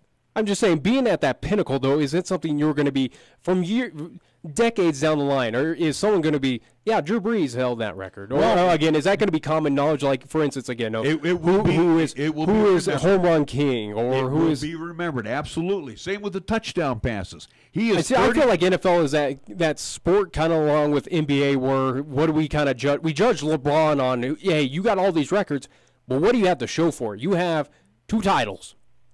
I feel like the NFL is the same, where it's like, okay, cool, Drew Brees, you got all these records, but you only got 1 Super Bowl to your name. What about Brett Favre? Let's look at Tom Brady, though. What about Let's look at Joe Montana. Joe Montana's got Super Bowl. He's got 4 Super Bowl. But they're champions, though. What do we look at more of saying greatest of all time? It's not Drew Brees. Who's been associated with greatest of all time, whether it's quarterback or wide receivers? It's Jerry Rice, because, yes, he did have the records, but also he was part of winning 49er teams. Joe Montana, for a long time, considered the greatest of all time. Did he have great numbers? They weren't astronomical great, but, again, what was he known for is winning 4 Super Bowl titles. Same with Tom Brady. He's flirting with those numbers, but will he take over Drew Brees? Who knows? Drew Brees, right? No, he won't. But again, he has take 5 Super Bowl titles. What do we hold? Yeah. Again, it's kind of the same part of the NBA where, hey, LeBron, you have all these scoring records and NBA records and blah, blah, blah, but what do you have to show for it? Nothing. What does he get compared all the time? Again, he gets compared to Michael Jordan, who has championships. It's the same thing in the NFL. I feel like the NFL is the same par where, again, learning about that stuff, hey, yeah, it's great that Drew Brees got it. Couldn't happen to a better guy. Again, Drew Brees, then you go back in time, you look at Jimmy Brown. Jimmy Brown held the rushing title for how many years? Then came along the likes of, first it was the Kansas Flash in Gale Sayers. Well, of course, he was cut short by a knee injury. Mm-hmm. Then the next thing you know, here comes Walter Payton. Then comes Barry Sanders. Then comes Dickerson. Then comes Emmitt Smith. You can even put in Bo Jackson, who was anticipated. But my point is, though, they all played longer than Jimmy Brown. Jimmy Brown got out while he was still healthy and put up phenomenal numbers. But he's still rated as one of the great ones, even though he's not in the top 5 anymore. Still one of the greatest running backs of all time. Drew Brees, in what he has accomplished. No, let me finish. In what he has accomplished in those passing yards on maybe fair teams, and of course the Hurricane Katrina team that won the Super Bowl. Yeah. These are numbers that maybe one day, and I'll use Mahomes. Maybe Mahomes might surpass him one day. But how, again, other than to the players, though, granted it's going to be special, but to fans, though, is it something that, again, it's not. I'm not out of the realm, though. Again, what do we judge? Again, these players in the NFL, in the NBA, you can even probably put in the NHL, where, hey, what do we judge these players more on? It's more of success in the postseason. Of, are you a championship winner? Are you that caliber of a player where, again, the regular season, it's kind of like with what Peyton Manning did, again, when he was part of those Broncos teams, you expected it out of him. Absolutely. Now, when it came to the postseason, can you get over that hump? Can you make it to the Super Bowl? Can you even win a Super Bowl? It was always those questions of, we know you can do all this. we know what you were made of in the regular season. Yeah, throw that out. Who cares? What are you going to do to win a championship for these teams, for the Indianapolis Colts, for the Denver Broncos? Are you going to be able to win this? Again, down the road, is it something that, yes, Drew Brees, guaranteed Hall of Famer. But is it something that we're going to go, yes, he was the all-time passing, at least yards pass leader or touchdowns career leader. We always have something to talk about. See, this is what I'm just saying. People, if you poll of if you go in 10 years from now, 20 years from now, again, if you had to compare of who, in your opinion, is the better quarterback, hey, this guy who has all the regular season records, or Tom Brady or Joe Montana who has championships. I'm just saying, what fans are going to go? What about Terry Bradshaw?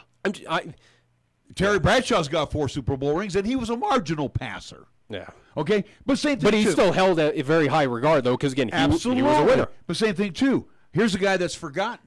Who was the first guy to kick a 60-yard field goal? Actually, 63-yard field goal. The guy had half a foot. Yeah. And a deformed arm. Tom Dempsey. But since then, he's been matched by Jason Elam of the Broncos. Janikowski. Sebastian Janikowski, David Akers, and Graham Gano. Yep. Who holds it for 64 yards? I don't know. Matt Prater of Detroit. So, again, that's kind of comparing oranges and apples. Where I know, but I'm just saying, do you really care about these are things to talk about. Now, I take that story one further for one Drew Brees. Drew Brees owes a lot in his lifetime, especially in his high school years. But you know where he became the better passer? Playing at Purdue under Larry Corpitz and the late Joe Tiller. Both the late Larry Corpitz and Joe Tiller, who both had moved over from Wyoming to Purdue. They pick up one young Drew Brees. They turn him into one of the most prolific passers in the game of Saints football. Hey, don't play with this Charger team. Come play for us. Exactly. With the New Orleans Saints. But again, what is it something that, yes, here and now it's great, good. But in the future, is it something that I go cooler talk? Yeah, absolutely. But I'm just saying, is it a record that's going to be very held, prestigious, kind of like other records among sports? That's a lot of yards you throw for. Think of all the games that he's played. So but again, in my back mind is, what has he done with those? He's amounted to 1 Super Bowl championship, and that's one more Super Bowl than a lot of guys will ever beat it. I'm just saying, it's going. Hey, you talk about a marginal passer with Terry Bradshaw.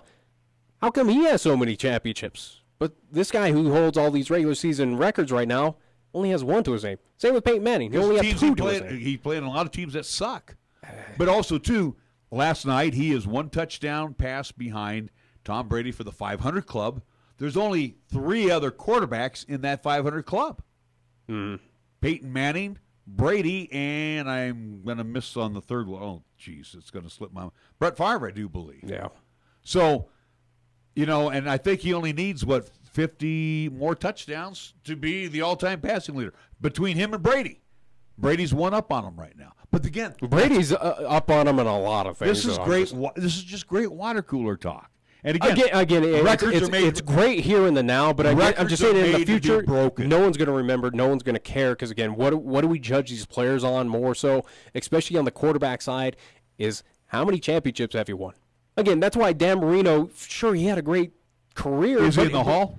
He's in the Hall, but I'm just saying he's not considered of, again, if you took a poll of top 10 quarterbacks, he's probably not anywhere in the top 10 of all time. I don't think so. Dan Marino? I would think so. If you took maybe 100, right here, 1, 2, 3, 4, 5. He's I'm not going off of stats. I'm just going off of people's opinions. If you poll 100 people of saying top 10 greatest quarterbacks of all time, his name would pop up quite a bit. Absolutely. I really don't think so. I think of what sticks in the back of your mind is the Terry Bradshaw. Hey, he was a winner with Steelers. Terry Bradshaw. How about Montana? How about with a Tom Brady? You talk about winners. Terry Bradshaw will come secondary. He was part of those great Steel Curtain teams. Yes, Montana will be in there. You still know who was the leader. Again, these quarterbacks are still that field general. They are still that captain of that team, quote unquote, of saying, hey, we live and die behind him. Hence the reason why the Browns went out and drafted number 1, again, a quarterback with Baker Mayfield. Because you need a quarterback. Again, he is your field general. He is what makes and breaks your team. So I'm just saying of here and the now, hey, it's great that Drew Brees got it. It happen to a better guy. But I'm just saying, in the future, is it something that people take an account of saying he's in that top 10 discussion, top 5 discussion because he has these regular season records, or is he more going to be judged on what he did in the postseason with these Saints teams? You're throwing two things out there. We could judge him for his ability, what he did on the field, but we can't really put him up there in that upper echelon of Super Bowl games because look at a guy like John Elway. Elway went to 6 Super Bowls. Yeah. He's 2-4. Actually, and even as an owner, or excuse me, a vice president, administrator, he's been to 8 Super Bowls. So again, and he's 3-5. He's been to 8 of them, though. That's right. He's been to 8 Super Bowls. So Drew Brees has been to 1. I know, but do you put John Elway up there? He's passed John Elway's numbers. In my opinion, of what the NFL is, what the NBA has become, again, where we judge championships on, we judge, again, what is your end goal? Again, I'll say it for many times, and when you are playing a sport, what are you doing it for? To win that championship, to be the best team there is to be. And I don't have any problems with that. So you're going to tell me, and again, no, I'm not being facetious here, Nick, and I'm not trying to be funny on this. Let's just say the Warriors continue on with this greatness. And again, there's no reason why they should. But are you going to tell me that a Draymond Green, because he won more NBA championships than one LeBron James, just for argument's sake, is going to be put on a higher pedestal than LeBron James? I think in this day and age of where we judge players, absolutely. I think absolutely. If you look at how many championships he's been in. Look how many times he's been to the championship, LeBron James. 8 times. And he's failed on most of them. And Draymond's only been there 4 championship times. And he's won 3. Yeah. Because the Warriors won back-to-back. Back-to-back, yeah. So I'm just saying, but you're going to say Draymond would be on a higher pedestal, and that's no disrespect to either one of those guys. No, I'm just saying, again, if you poll 100 people out there, again, or just who follow NBA or NFL or anything like that, in my opinion of where we are in this day and age, yeah, I think people would probably say yes. Maybe he is a better player than LeBron James. Maybe in today's world because you guys have a different but granted, NBA is a little difficult to judge at least. I know, but you guys have a different view on stats than my generation. I don't think it's anything wrong because, again, what are you playing a sport for? You're playing to win a championship. The regular season, guess what? When the Warriors had the most regular season wins and they lost the championship, who cares? That team's forgotten about. Do we care that the Warriors? Because again, but they're still the record holder, aren't they? But who cares? They didn't cap it off with a championship. That season is a wash. I don't think anyone's going to remember that. It's a Hall of Fame accomplishment. It's a footnote, but people aren't going to remember. I disagree. Cats like me don't forget stuff What are you going to remember from that season? Is that they lost to Cleveland 4 games to 3? There you go. I'm actually going to. You know what I remember from that season? In Game 5, Draymond got suspended. Yeah, Adam Silver. I know what we're going to remember because again, that series was complete garbage. But I'm just saying, if you went, what happened in this season in the NBA? Are people more going to say, "Oh yeah, the Warriors won 73 games, broke the regular season record," or it was the Cavaliers that came from behind down 3-1 to win the championship? What is more memorable? That would be it'd be that they won their only championship in Cleveland. That would be the only thing. Yeah, you're okay. I'll give you a pass on that one, but I'm still saying. I'm not trying to knock Drew Brees, but again, in my opinion of how prestigious is this? At least, okay, it's prestigious to the players. Absolutely, I get it. It's prestigious, but how to the fan? Do the fans really care? How many teams are going to win 74 games in the NBA? Because that's the next mark. They got to go 74-8 to beat the Warriors' record. Hell, the Warriors could probably do it again. I don't know. Especially with this team, nothing's. Again, that's a whole other topic. And anyway, I don't want to get off track here. I want to keep it on the National Football League. We need to get to Vance Joseph's press conference. We got. This is not post-game conference. This is his actual press conference as they look forward to what's coming up this weekend. So they look past the loss against the New York Jets. Yes, they lost to the Jets, and they got the Los Angeles Rams Good luck. Coming into Mile High? Good luck. Are you kidding me? You're going to get killed. Oh, by the way, I want to mention this, too. The NFL made a change today. Matter of fact, I think they were the Sunday night game. I don't know. For Week 7. It just came down today. And, again, they have that opportunity. Because they do it all the time. They do these interchangeable games. And again, too, at the time when this was all going to come down. And I have no argument against this, but go. The 49ers and the Rams are supposed to be the Sunday night game. Yeah, beginning of the season, that was a tracked matchup. Now where the 49ers, the whole team is on IR. Basically on IR, yeah. That game has been moved back to an afternoon tilt. Which is fine. And they moved up Kansas City, who are undefeated. Yeah. And they will host Cincinnati. Granted, we're not close to Week 7. We still have a few to go. Yeah, we got Week 6 coming up. That would be next week's schedule. All right, so we're going to check in with the press conference held by one Vance Joseph, and we will have that coming up for you here in just a little bit right here on 1480 KRAE. Cheyenne Urological has been the cornerstone of urinary care to Cheyenne and its surrounding communities for over 20 years, with doctors Bryant, Everett, Gajewski, and their highly trained staff providing top-quality treatment for prostate cancer, urinary tract infections, kidney stones, impotence, and incontinence. Cheyenne Urological is now offering cutting-edge robotic surgery. So call Cheyenne Urological at 635-4131 for compassionate, expert urinary care. That's 635-4131. Are you tired of paying ATM fees? Hi, this is Rick Flood, president of Platte Valley Bank in Cheyenne. Use your Platte Valley Bank ATM or Visa debit card at any ATM anywhere. We won't charge you a fee on our end, and we'll reimburse any fee you incur at any other ATM. That's right, no ATM fees at Platte Valley Bank. How about that? Platte Valley Bank, 3310 North College Drive and 421 Van High Avenue, or pvbank.com. Member FDIC, Equal Housing Lender.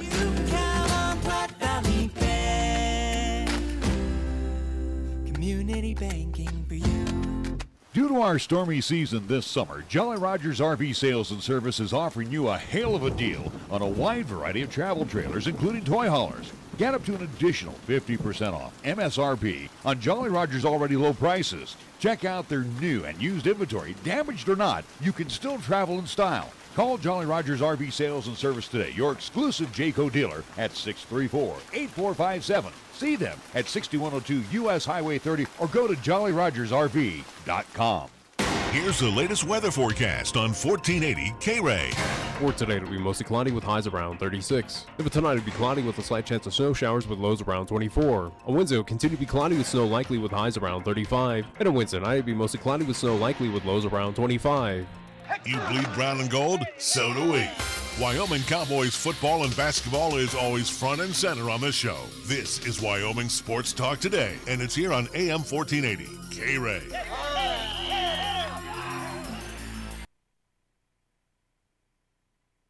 Adam Jones left the game with a left hamstring. He's going to be day-to-day. We'll see how he progresses. Garrett Bowles had a right ankle, did not return. Same thing there, he's day-to-day. And Jared Verdier, we'll see. I mean, he's probably a week away from actually playing again for us. That's it as far as injuries. Questions? You said yesterday that they wanted it more than you. Do you still feel like that, and do you have any specific examples of what you meant? Just watching the football game, they played a more physical brand of football. Okay, and I thought in some spots of the game where they really out-hit us, outran us. That's what I meant by that. They played desperate football yesterday. I thought our guys played hard, but we didn't play as desperate as we've played in the last month, in my opinion. We've shown great grit in the first 4 weeks, but yesterday I didn't see the same grit from everyone on our football team. I'm not sure, but we have to figure it out, because now it's 3 in a row, and we have to get it fixed now. It can't linger. But that team played good football yesterday. They made more plays than we made, and obviously in the running game, they really exposed us. The way the last 3 games have gone and all losses different ways. Yeah. You said following the game, you feel, quote, really good about the game on Sunday. What makes you feel really good about facing the Rams? Because I believe in our team, but I'll say this about our football team. Okay, we have to fix ourselves first. Okay, before we can talk about beating the Rams. Okay, we have to go back to the drawing board and fix our football team here, okay? But I feel that way every week. That's just me, okay? I believe in our football team, but right now we got to play a better brand of football. We did not play good yesterday, okay? And obviously the Kansas City game, we did some good stuff, but didn't make enough plays towards the end and didn't play with great detail in critical moments. And the Baltimore game, it felt the same way. But yesterday felt different because of the grit that we have played with. I didn't see the same grit. So we have to get back to that first, fixing the Broncos first. You see the frustration and boil over with some of the players after. I mean, it's understandable or emotional, but how do you keep the players' trust when they're talking about going back to square one and having gone through this, unfortunately, last year? How do you keep this train going in the right direction? I tell you what, I share their frustrations, and the guys who are speaking out are guys who are actually playing good football, and are proven veteran players for us. So I share their frustration. I listen to those guys, and we have to again go back to the drawing board and fix our issues, personnel issues, schematic issues. We got to go fix them. But I do share their frustration. Okay, I mean, you have some veterans who played a long time who wouldn't care about a losing streak, but our guys do care. They do care. That is some of the players doing some self-reflection. I think we all have to do that. It can't just be all players. Obviously, players play and coaches coach, but we all have to do that. So, again, I share the frustrations of everyone involved. Okay, our fans, our players, our coaches, and we have to go back and get it fixed. One of your players says there's something much deeper going on here, and I don't understand it. Mm-hmm. How do you interpret that? I don't. Okay, you have to ask him that. But I do understand that. And that was Derek Wolfe. I mean, he's frustrated, and Derek played really hard yesterday. He made a lot of plays for us. So I think his frustration is he wants to win, and he's putting in the work to win each week. And that's where it starts in this league, right? Every player has to put their work in and play their best each week to help us win. And yesterday we didn't have that. We had a bunch of guys play good football, and we had some didn't play as well as they've played in the last month. So. And in this league, it takes 4 to 5 plays, and the game's really shot. And yesterday, we gave up 3 plays on defense that really affected the game early, and kind of put it out of reach early on us. And but again, all 3 phases offensively, we got to the high red zone and didn't score points. We had too many 3rd and longs. We sputtered way too much, as far as in the scoring zone. So we have to go fix it in all 3 phases. Vance, you ran the ball 15 times before you kicked a field goal at the end of the second quarter and made it 14-10. You only ran it twice afterwards. Mm-hmm. And once it got to 21-10, is it just a matter of you got to throw the ball on every down pretty much? We're playing us differently, and we don't go into the game counting runs. Okay, we actually take what they give us. So if they're playing single high defense versus our receivers, right, that's the time to throw the football. We can't run the ball into a loaded box all game, especially when you're down by that many points. So that dictates kind of how the play calls are handled. Okay, obviously when they're playing shell, they're playing cover 2. We hand the ball off. We get 5.6 to carry. That's good football also. But you can't continue to run the football and get 1 yard. Now you're 2nd and 9. Run it again, and you're 2nd and 3rd and 8. We don't want to do that. We tried that. Couple drives, and it was too many 3rd and long. So it's NFL football. If they're playing single high, that means they're one-on-one outside. We have to complete balls, and that's just NFL football, in my opinion. Logan, just a little while ago with your interview with him, you told him something has to change. We won't move forward as we are. It won't stay the same. I can promise you that. Yeah. You mean, could you elaborate on that? You mean schematic, personnel? I'm not, but we're not going to play how we played yesterday. We're not going to do that. So something's got to change. I mean, you don't play that kind of brand of football and keep it all the same. So I won't share what we're going to change, but it's going to be changes. Do you believe the players on defense have full confidence in Joe Woods? I do because they've been in the same system, okay, since Joe's been here with Coach Wade. So nothing's really changed, okay, as far as how we game plan, how we call the defenses. And how we simply attack people. So I believe they do. Vance, how much this week is you, as the head coach, being a psychologist and keeping this team together?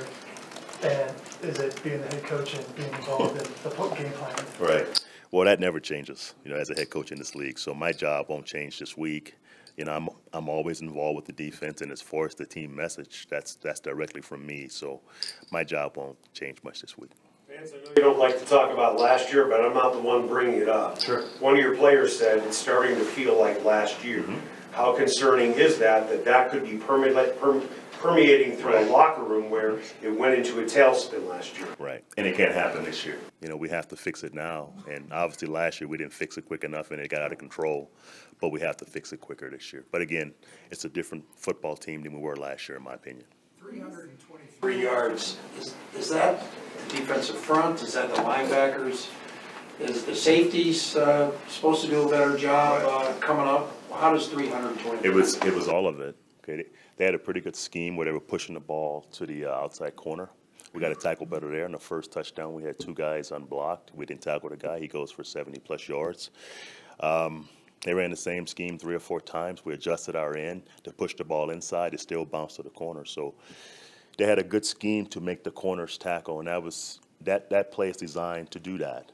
You know, so we got to tackle better at corner and obviously keep the ball inside of the defense. But we can help those guys schematically also. But at the end of the day, one-on-one with a halfback in this league, you got to tackle him. Coach, how did you evaluate Elijah Wilkinson's performance? And when Garrett Bowles wasn't playing, was that purely to injury, or were you trying to get a look at Elijah? Now Bozy was injured, and Eli did okay. Okay, I mean he didn't play a lot of snaps, but he did fine. He held his own.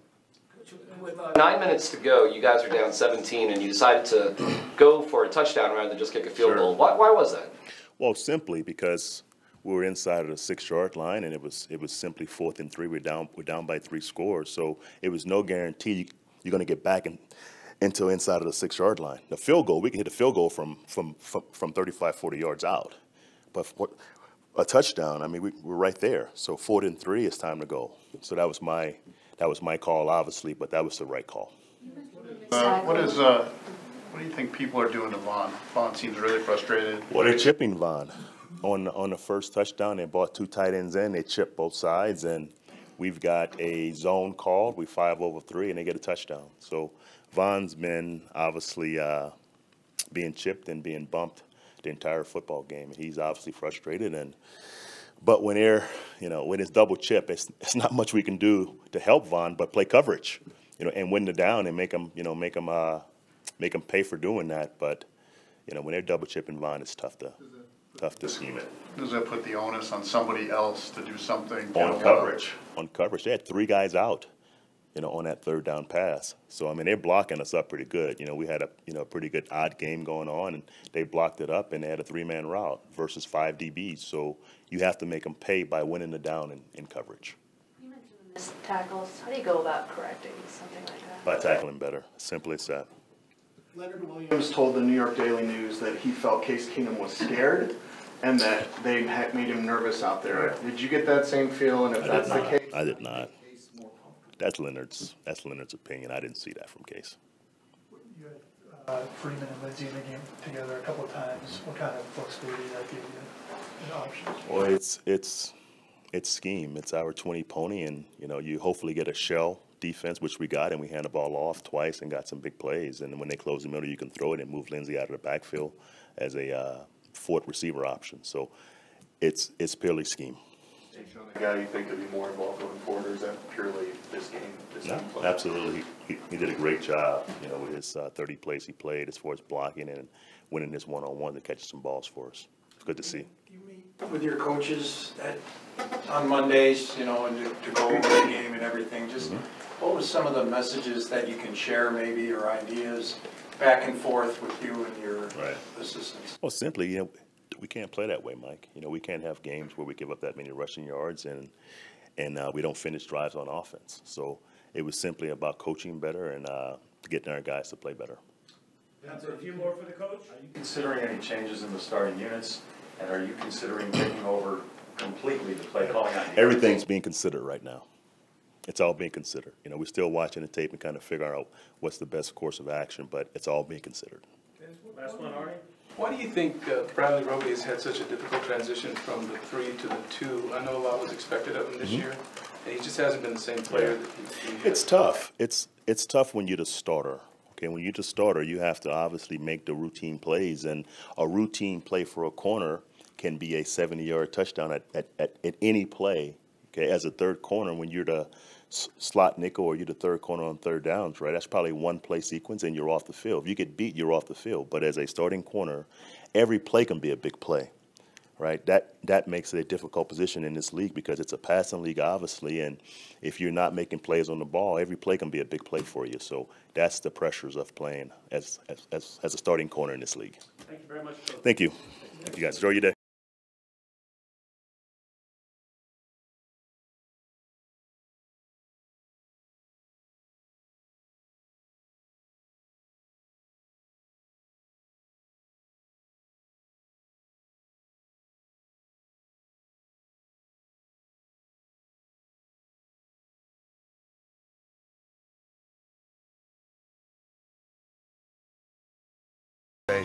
I'm not running for governor to fix Wyoming. I simply want to use my background in energy, agriculture, and small business to work for you to help manage our state government, to keep local decisions in local hands, and help clear a path for you to chart your own course and pursue your own dreams right here in Wyoming. Practical, conservative, Western values. That's what you can expect from me. Paid for by Friends of Mark Gordon. Totally transformed, the new 2019 Kia Soul has an eye-catching exterior with an interior to match. I'm AJ Miller for Kia of Cheyenne, and the new 2019 Kia Soul has more to choose from, like available cool ventilated seats or heated seats for winter comfort. Kia Soul also has available technology like UVO, voice command navigation, automatic temperature control, and smart key with push-button start. Come by and compare Kia Soul today at Kia of Cheyenne or go to KiaofCheyenne.com and we'll make it easy. Taco John's presents Olay the Day Pep Talks. All right, good half of football, boys. Now, good is good, but we can always be better. Look at Taco John's. They took those tasty little potato lays and loaded them up with bacon and ranch and all kinds of good stuff. They made something good even better. Taco John's new loaded potato olays are loaded with craveable toppings for breakfast, lunch, dinner, and even dessert. So olay the day, boys, and play like you're making loaded potato lays. Olay the day at Taco John's. We're taking Cheyenne, Wyoming Sports Talk Radio to a whole new level. This is Wyoming Sports Talk Today. Don't look at me. I think these people are completely nuts. Stop this crazy thing! And it's only here on AM 1480 KRAE.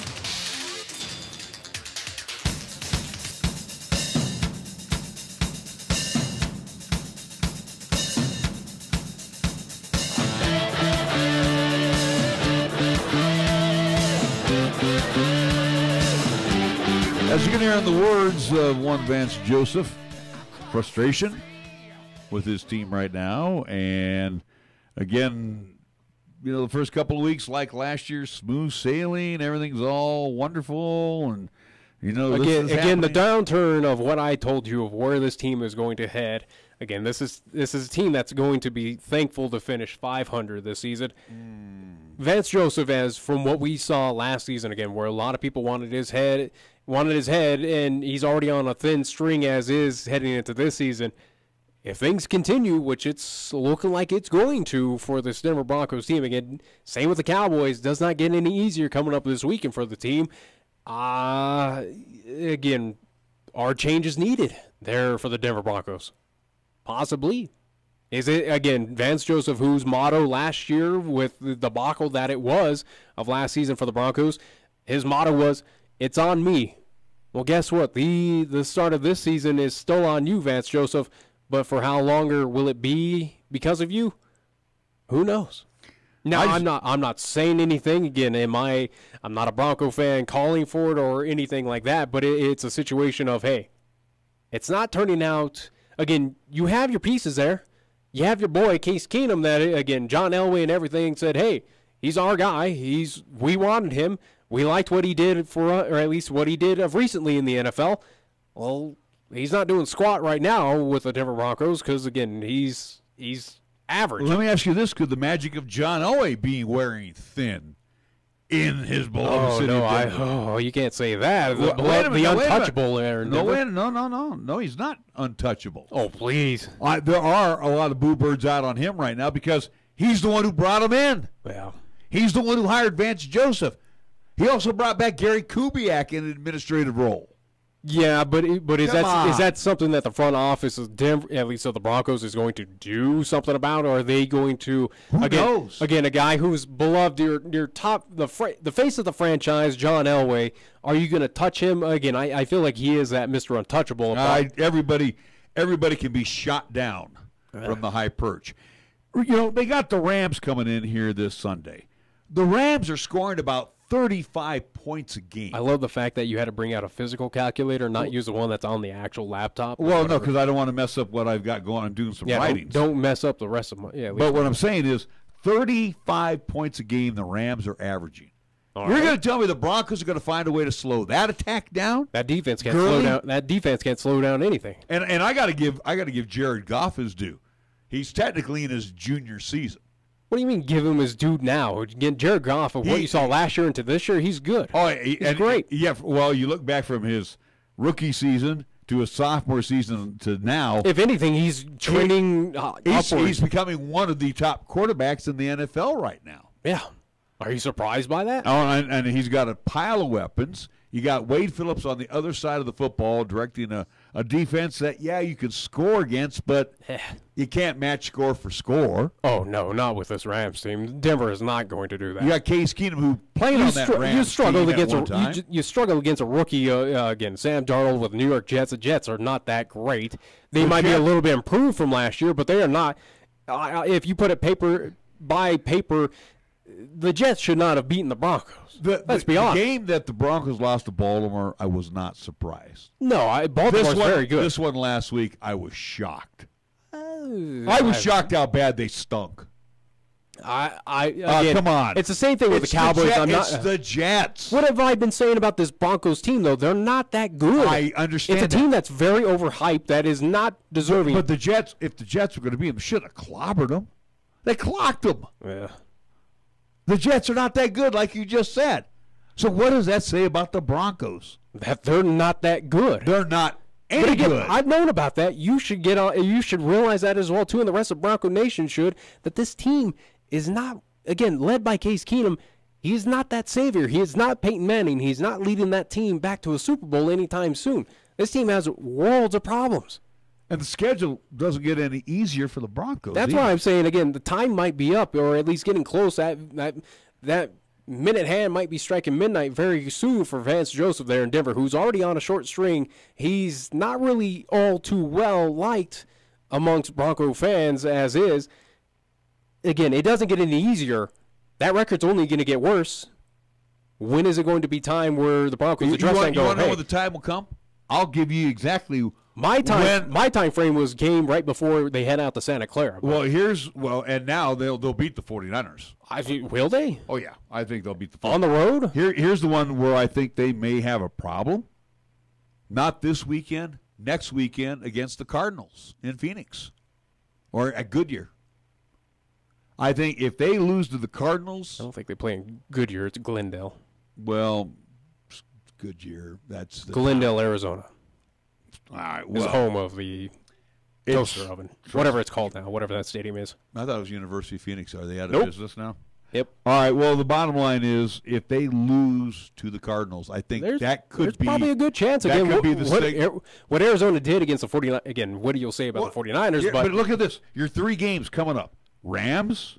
That's a loss. Cardinals. You, on theory, should win it, but I question. And that's a 4-day rest. I mean, that's a 4-day turnaround. Yeah. And then you got the Chiefs at Arrowhead. Good luck. Then you got the Texans. Yeah, but that's going to be at Mile High. But Texans, at least they're a roller coaster ride themselves. Again, with Watson. Yeah, but you could be 2-6 by then. Oh yeah, there's no doubt about it. And if I remember you at the beginning of the season, you said by about week 8, gone. Again, in my theory, I at least looking at that schedule and how much more the Bronco fans and Bronco, at least front office, can take of Vance Joseph in his losing ways. Again, in my prediction, or at least looking at that schedule, I think it's going to be, if it gets worse or if it's as terrible as we're thinking, again, 2-6 at that point in time, I think by the time that they head to go see the 49ers, or maybe even past that game, but I think it's around that time frame that, maybe it's a time to change the guard. That Vance Joseph, this experiment, the guy who blames everything on him, And I respect that. Hey, he's the captain of the ship, and he's going to sink with it. He's taking that responsibility. Well, now you got to say, yes, it is because of you. Bye-bye. It's as simple as that. All right. But will they turn it around? I don't see it coming up this week. Maybe against the Cardinals. I don't know. Kansas City, there's no way. I didn't even think the Cardinals had enough offensive power to beat the Niners. I thought the Cardinals were one of the worst teams in the NFL, and well, that's because also too, again, Josh Rosen now getting his first start, Rosen getting that opportunity, his second start. Yeah. Well, yeah, but again, he's kind of in the same stint of a Sam Darnold. So if the Broncos lose to a Sam Darnold, what says that they can't on the road to at least to an Arizona Cardinals team who's starting a rookie as well too, amongst at least last year's top 10 class? So who knows? All right. Anyway, we do need to take one more break. We have one left. Well, let's take a quick break, and then we got to get into baseball, and we'll be back after these words right here in 1480 KRAE. Are you looking for a pharmacist who will actually take the time to talk to you? Then come to Medicap Pharmacy. We're dedicated to healthcare only, which means we'll fill your prescription quickly, and then we'll make time to listen, answer your questions, explain your prescriptions, and tell you about possible drug interactions. Medicap Pharmacy. We'll always make time for you. Medicap Pharmacy, 1947 Bluegrass Circle, next to Texas Roadhouse in Cheyenne. Or call 635-3712. It's said that membership has its rewards, and at First Education Federal Credit Union, that is especially true. At First Education, members are the owners and get lower loan rates, higher yields on deposits, full online services including a mobile app, and more. We are personalized banking your way, local and a member of the Cheyenne community since 1947. Call 432-7400, go to firstedfcu.com, or visit in person at 120 West Carlson Street. Membership eligibility required, federally insured by NCUA. Riverbend Nursery and Stone Company invites you to join them and many others for the second annual Fall Halloween Festival Farmers and Crafters Market. It's Saturday, October 20th from 10 a.m. till 4 p.m. The entry fee is only $5 per carload, so load up the family. Enjoy a full day of fun, including hay rides, crafts for kids, face painting and tattoos, balloons. So make sure the kids wear their costumes to this event as well. You can also pick out your favorite pumpkin and buy straw and corn stalks. Plus, inside you'll find fall and Halloween gift items. Most importantly, visit the many vendors and crafters and check out everything that they'll have to offer. Hungry? Don't worry about that. Riverbend will have plenty of food trucks available to suffice the heartiest of appetites. We'll see you Saturday, October 20th at family-owned and operated Riverbend Nursery and Stone Company for the second annual Fall Halloween Festival Farmers and Crafters Market on North Yellowstone Road in Cheyenne. For more information, please call 638-0147. Here's the latest weather forecast on 1480 KRAE. For today, it'll be mostly cloudy with highs around 36. For tonight, it'll be cloudy with a slight chance of snow showers with lows around 24. On Wednesday, it'll continue to be cloudy with snow likely with highs around 35. And on Wednesday night, it'll be mostly cloudy with snow likely with lows around 25. Fat, lazy, and stupid is no way to conduct a sports talk radio show. We've thrown down the gauntlet, upped the stakes, and made it clear that when it comes to sports talk radio in Cheyenne, there's a new player in town. This is Wyoming Sports Talk Today, and it's only here on AM 1480 KRAE.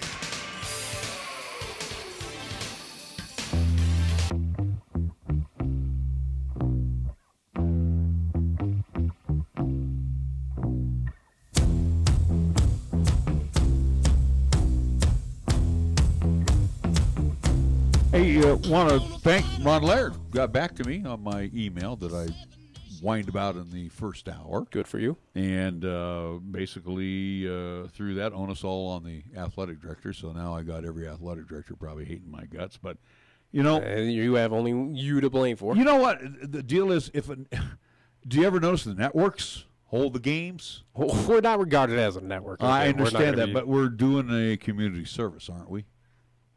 A little above and beyond community service, but you know when we do our basketball games for LCCC, don't they tip off at the times that they're supposed to tip off? Oh yeah, 1, 3. Well, they also don't have to worry about a JV or anything to go beforehand, which that is the biggest question especially joining, at least rejoining and being a part of, at least on the opposite side of the broadcast. Again, not sitting on this end in the studio, but being there live. It's the biggest question mark of why do you start the again. They're all timed to go an hour and a half. or an hour 45 minutes. Well, they don't. Again, we've had major delays. I can remember overtimes. Yeah, as well too. Why do these games get played beforehand? I do not understand. Why you can't do it another day? Maybe it is travel costs. Maybe it is because again, it is expensive. It probably is travel costs. Again, all this stuff, but it is very questionable. Where again, we have, and maybe it's something to sit down with those ADs and go, hey. Not to beat you up, but hey, we do have specific time. We have programming. We have time needs. We have specific entities. But the thing is, really, they don't care about our programming. Why should they care? It's not about them. Well, we're out there. It's about us and our listeners. That's all we're out there for. Well, also too, again, it is also to give that presentation for those folks, those parents who can't be there, for families who can't be there. I understand, but And again, with the visual side as well too, that gives that opportunity of saying, hey, here's that opportunity. Hey, what if where we do attract viewers from around the nation, around the world, however it is, again, where we've averaged a few thousand on the Periscope side that may tune in for a little bit, or how many ever hundreds that we get on at least the YouTube side.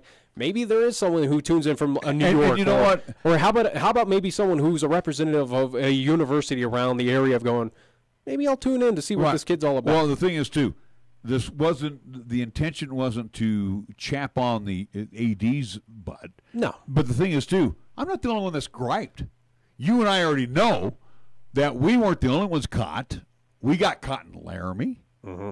And they do an extensive pregame / postgame show. So, it's not like I'm the only one that's had it happen to me. And I just felt it was time to speak up. And you know what? We need to have a sit down then with all three of them. Yeah, you go ahead and you take care of it and you make sure all the time. I'm done. I figure why not? Again, let them on the inside, or at least know of, hey, not to step on your toes, but again, when you have a time, we match. They give us the time chart. It says kickoff 6 o'clock. Yeah, again, going off the itinerary, yes, we follow off your time codes. Please be respectful to us. Where again, we have elements as well too that respect your time codes as well. Please do not go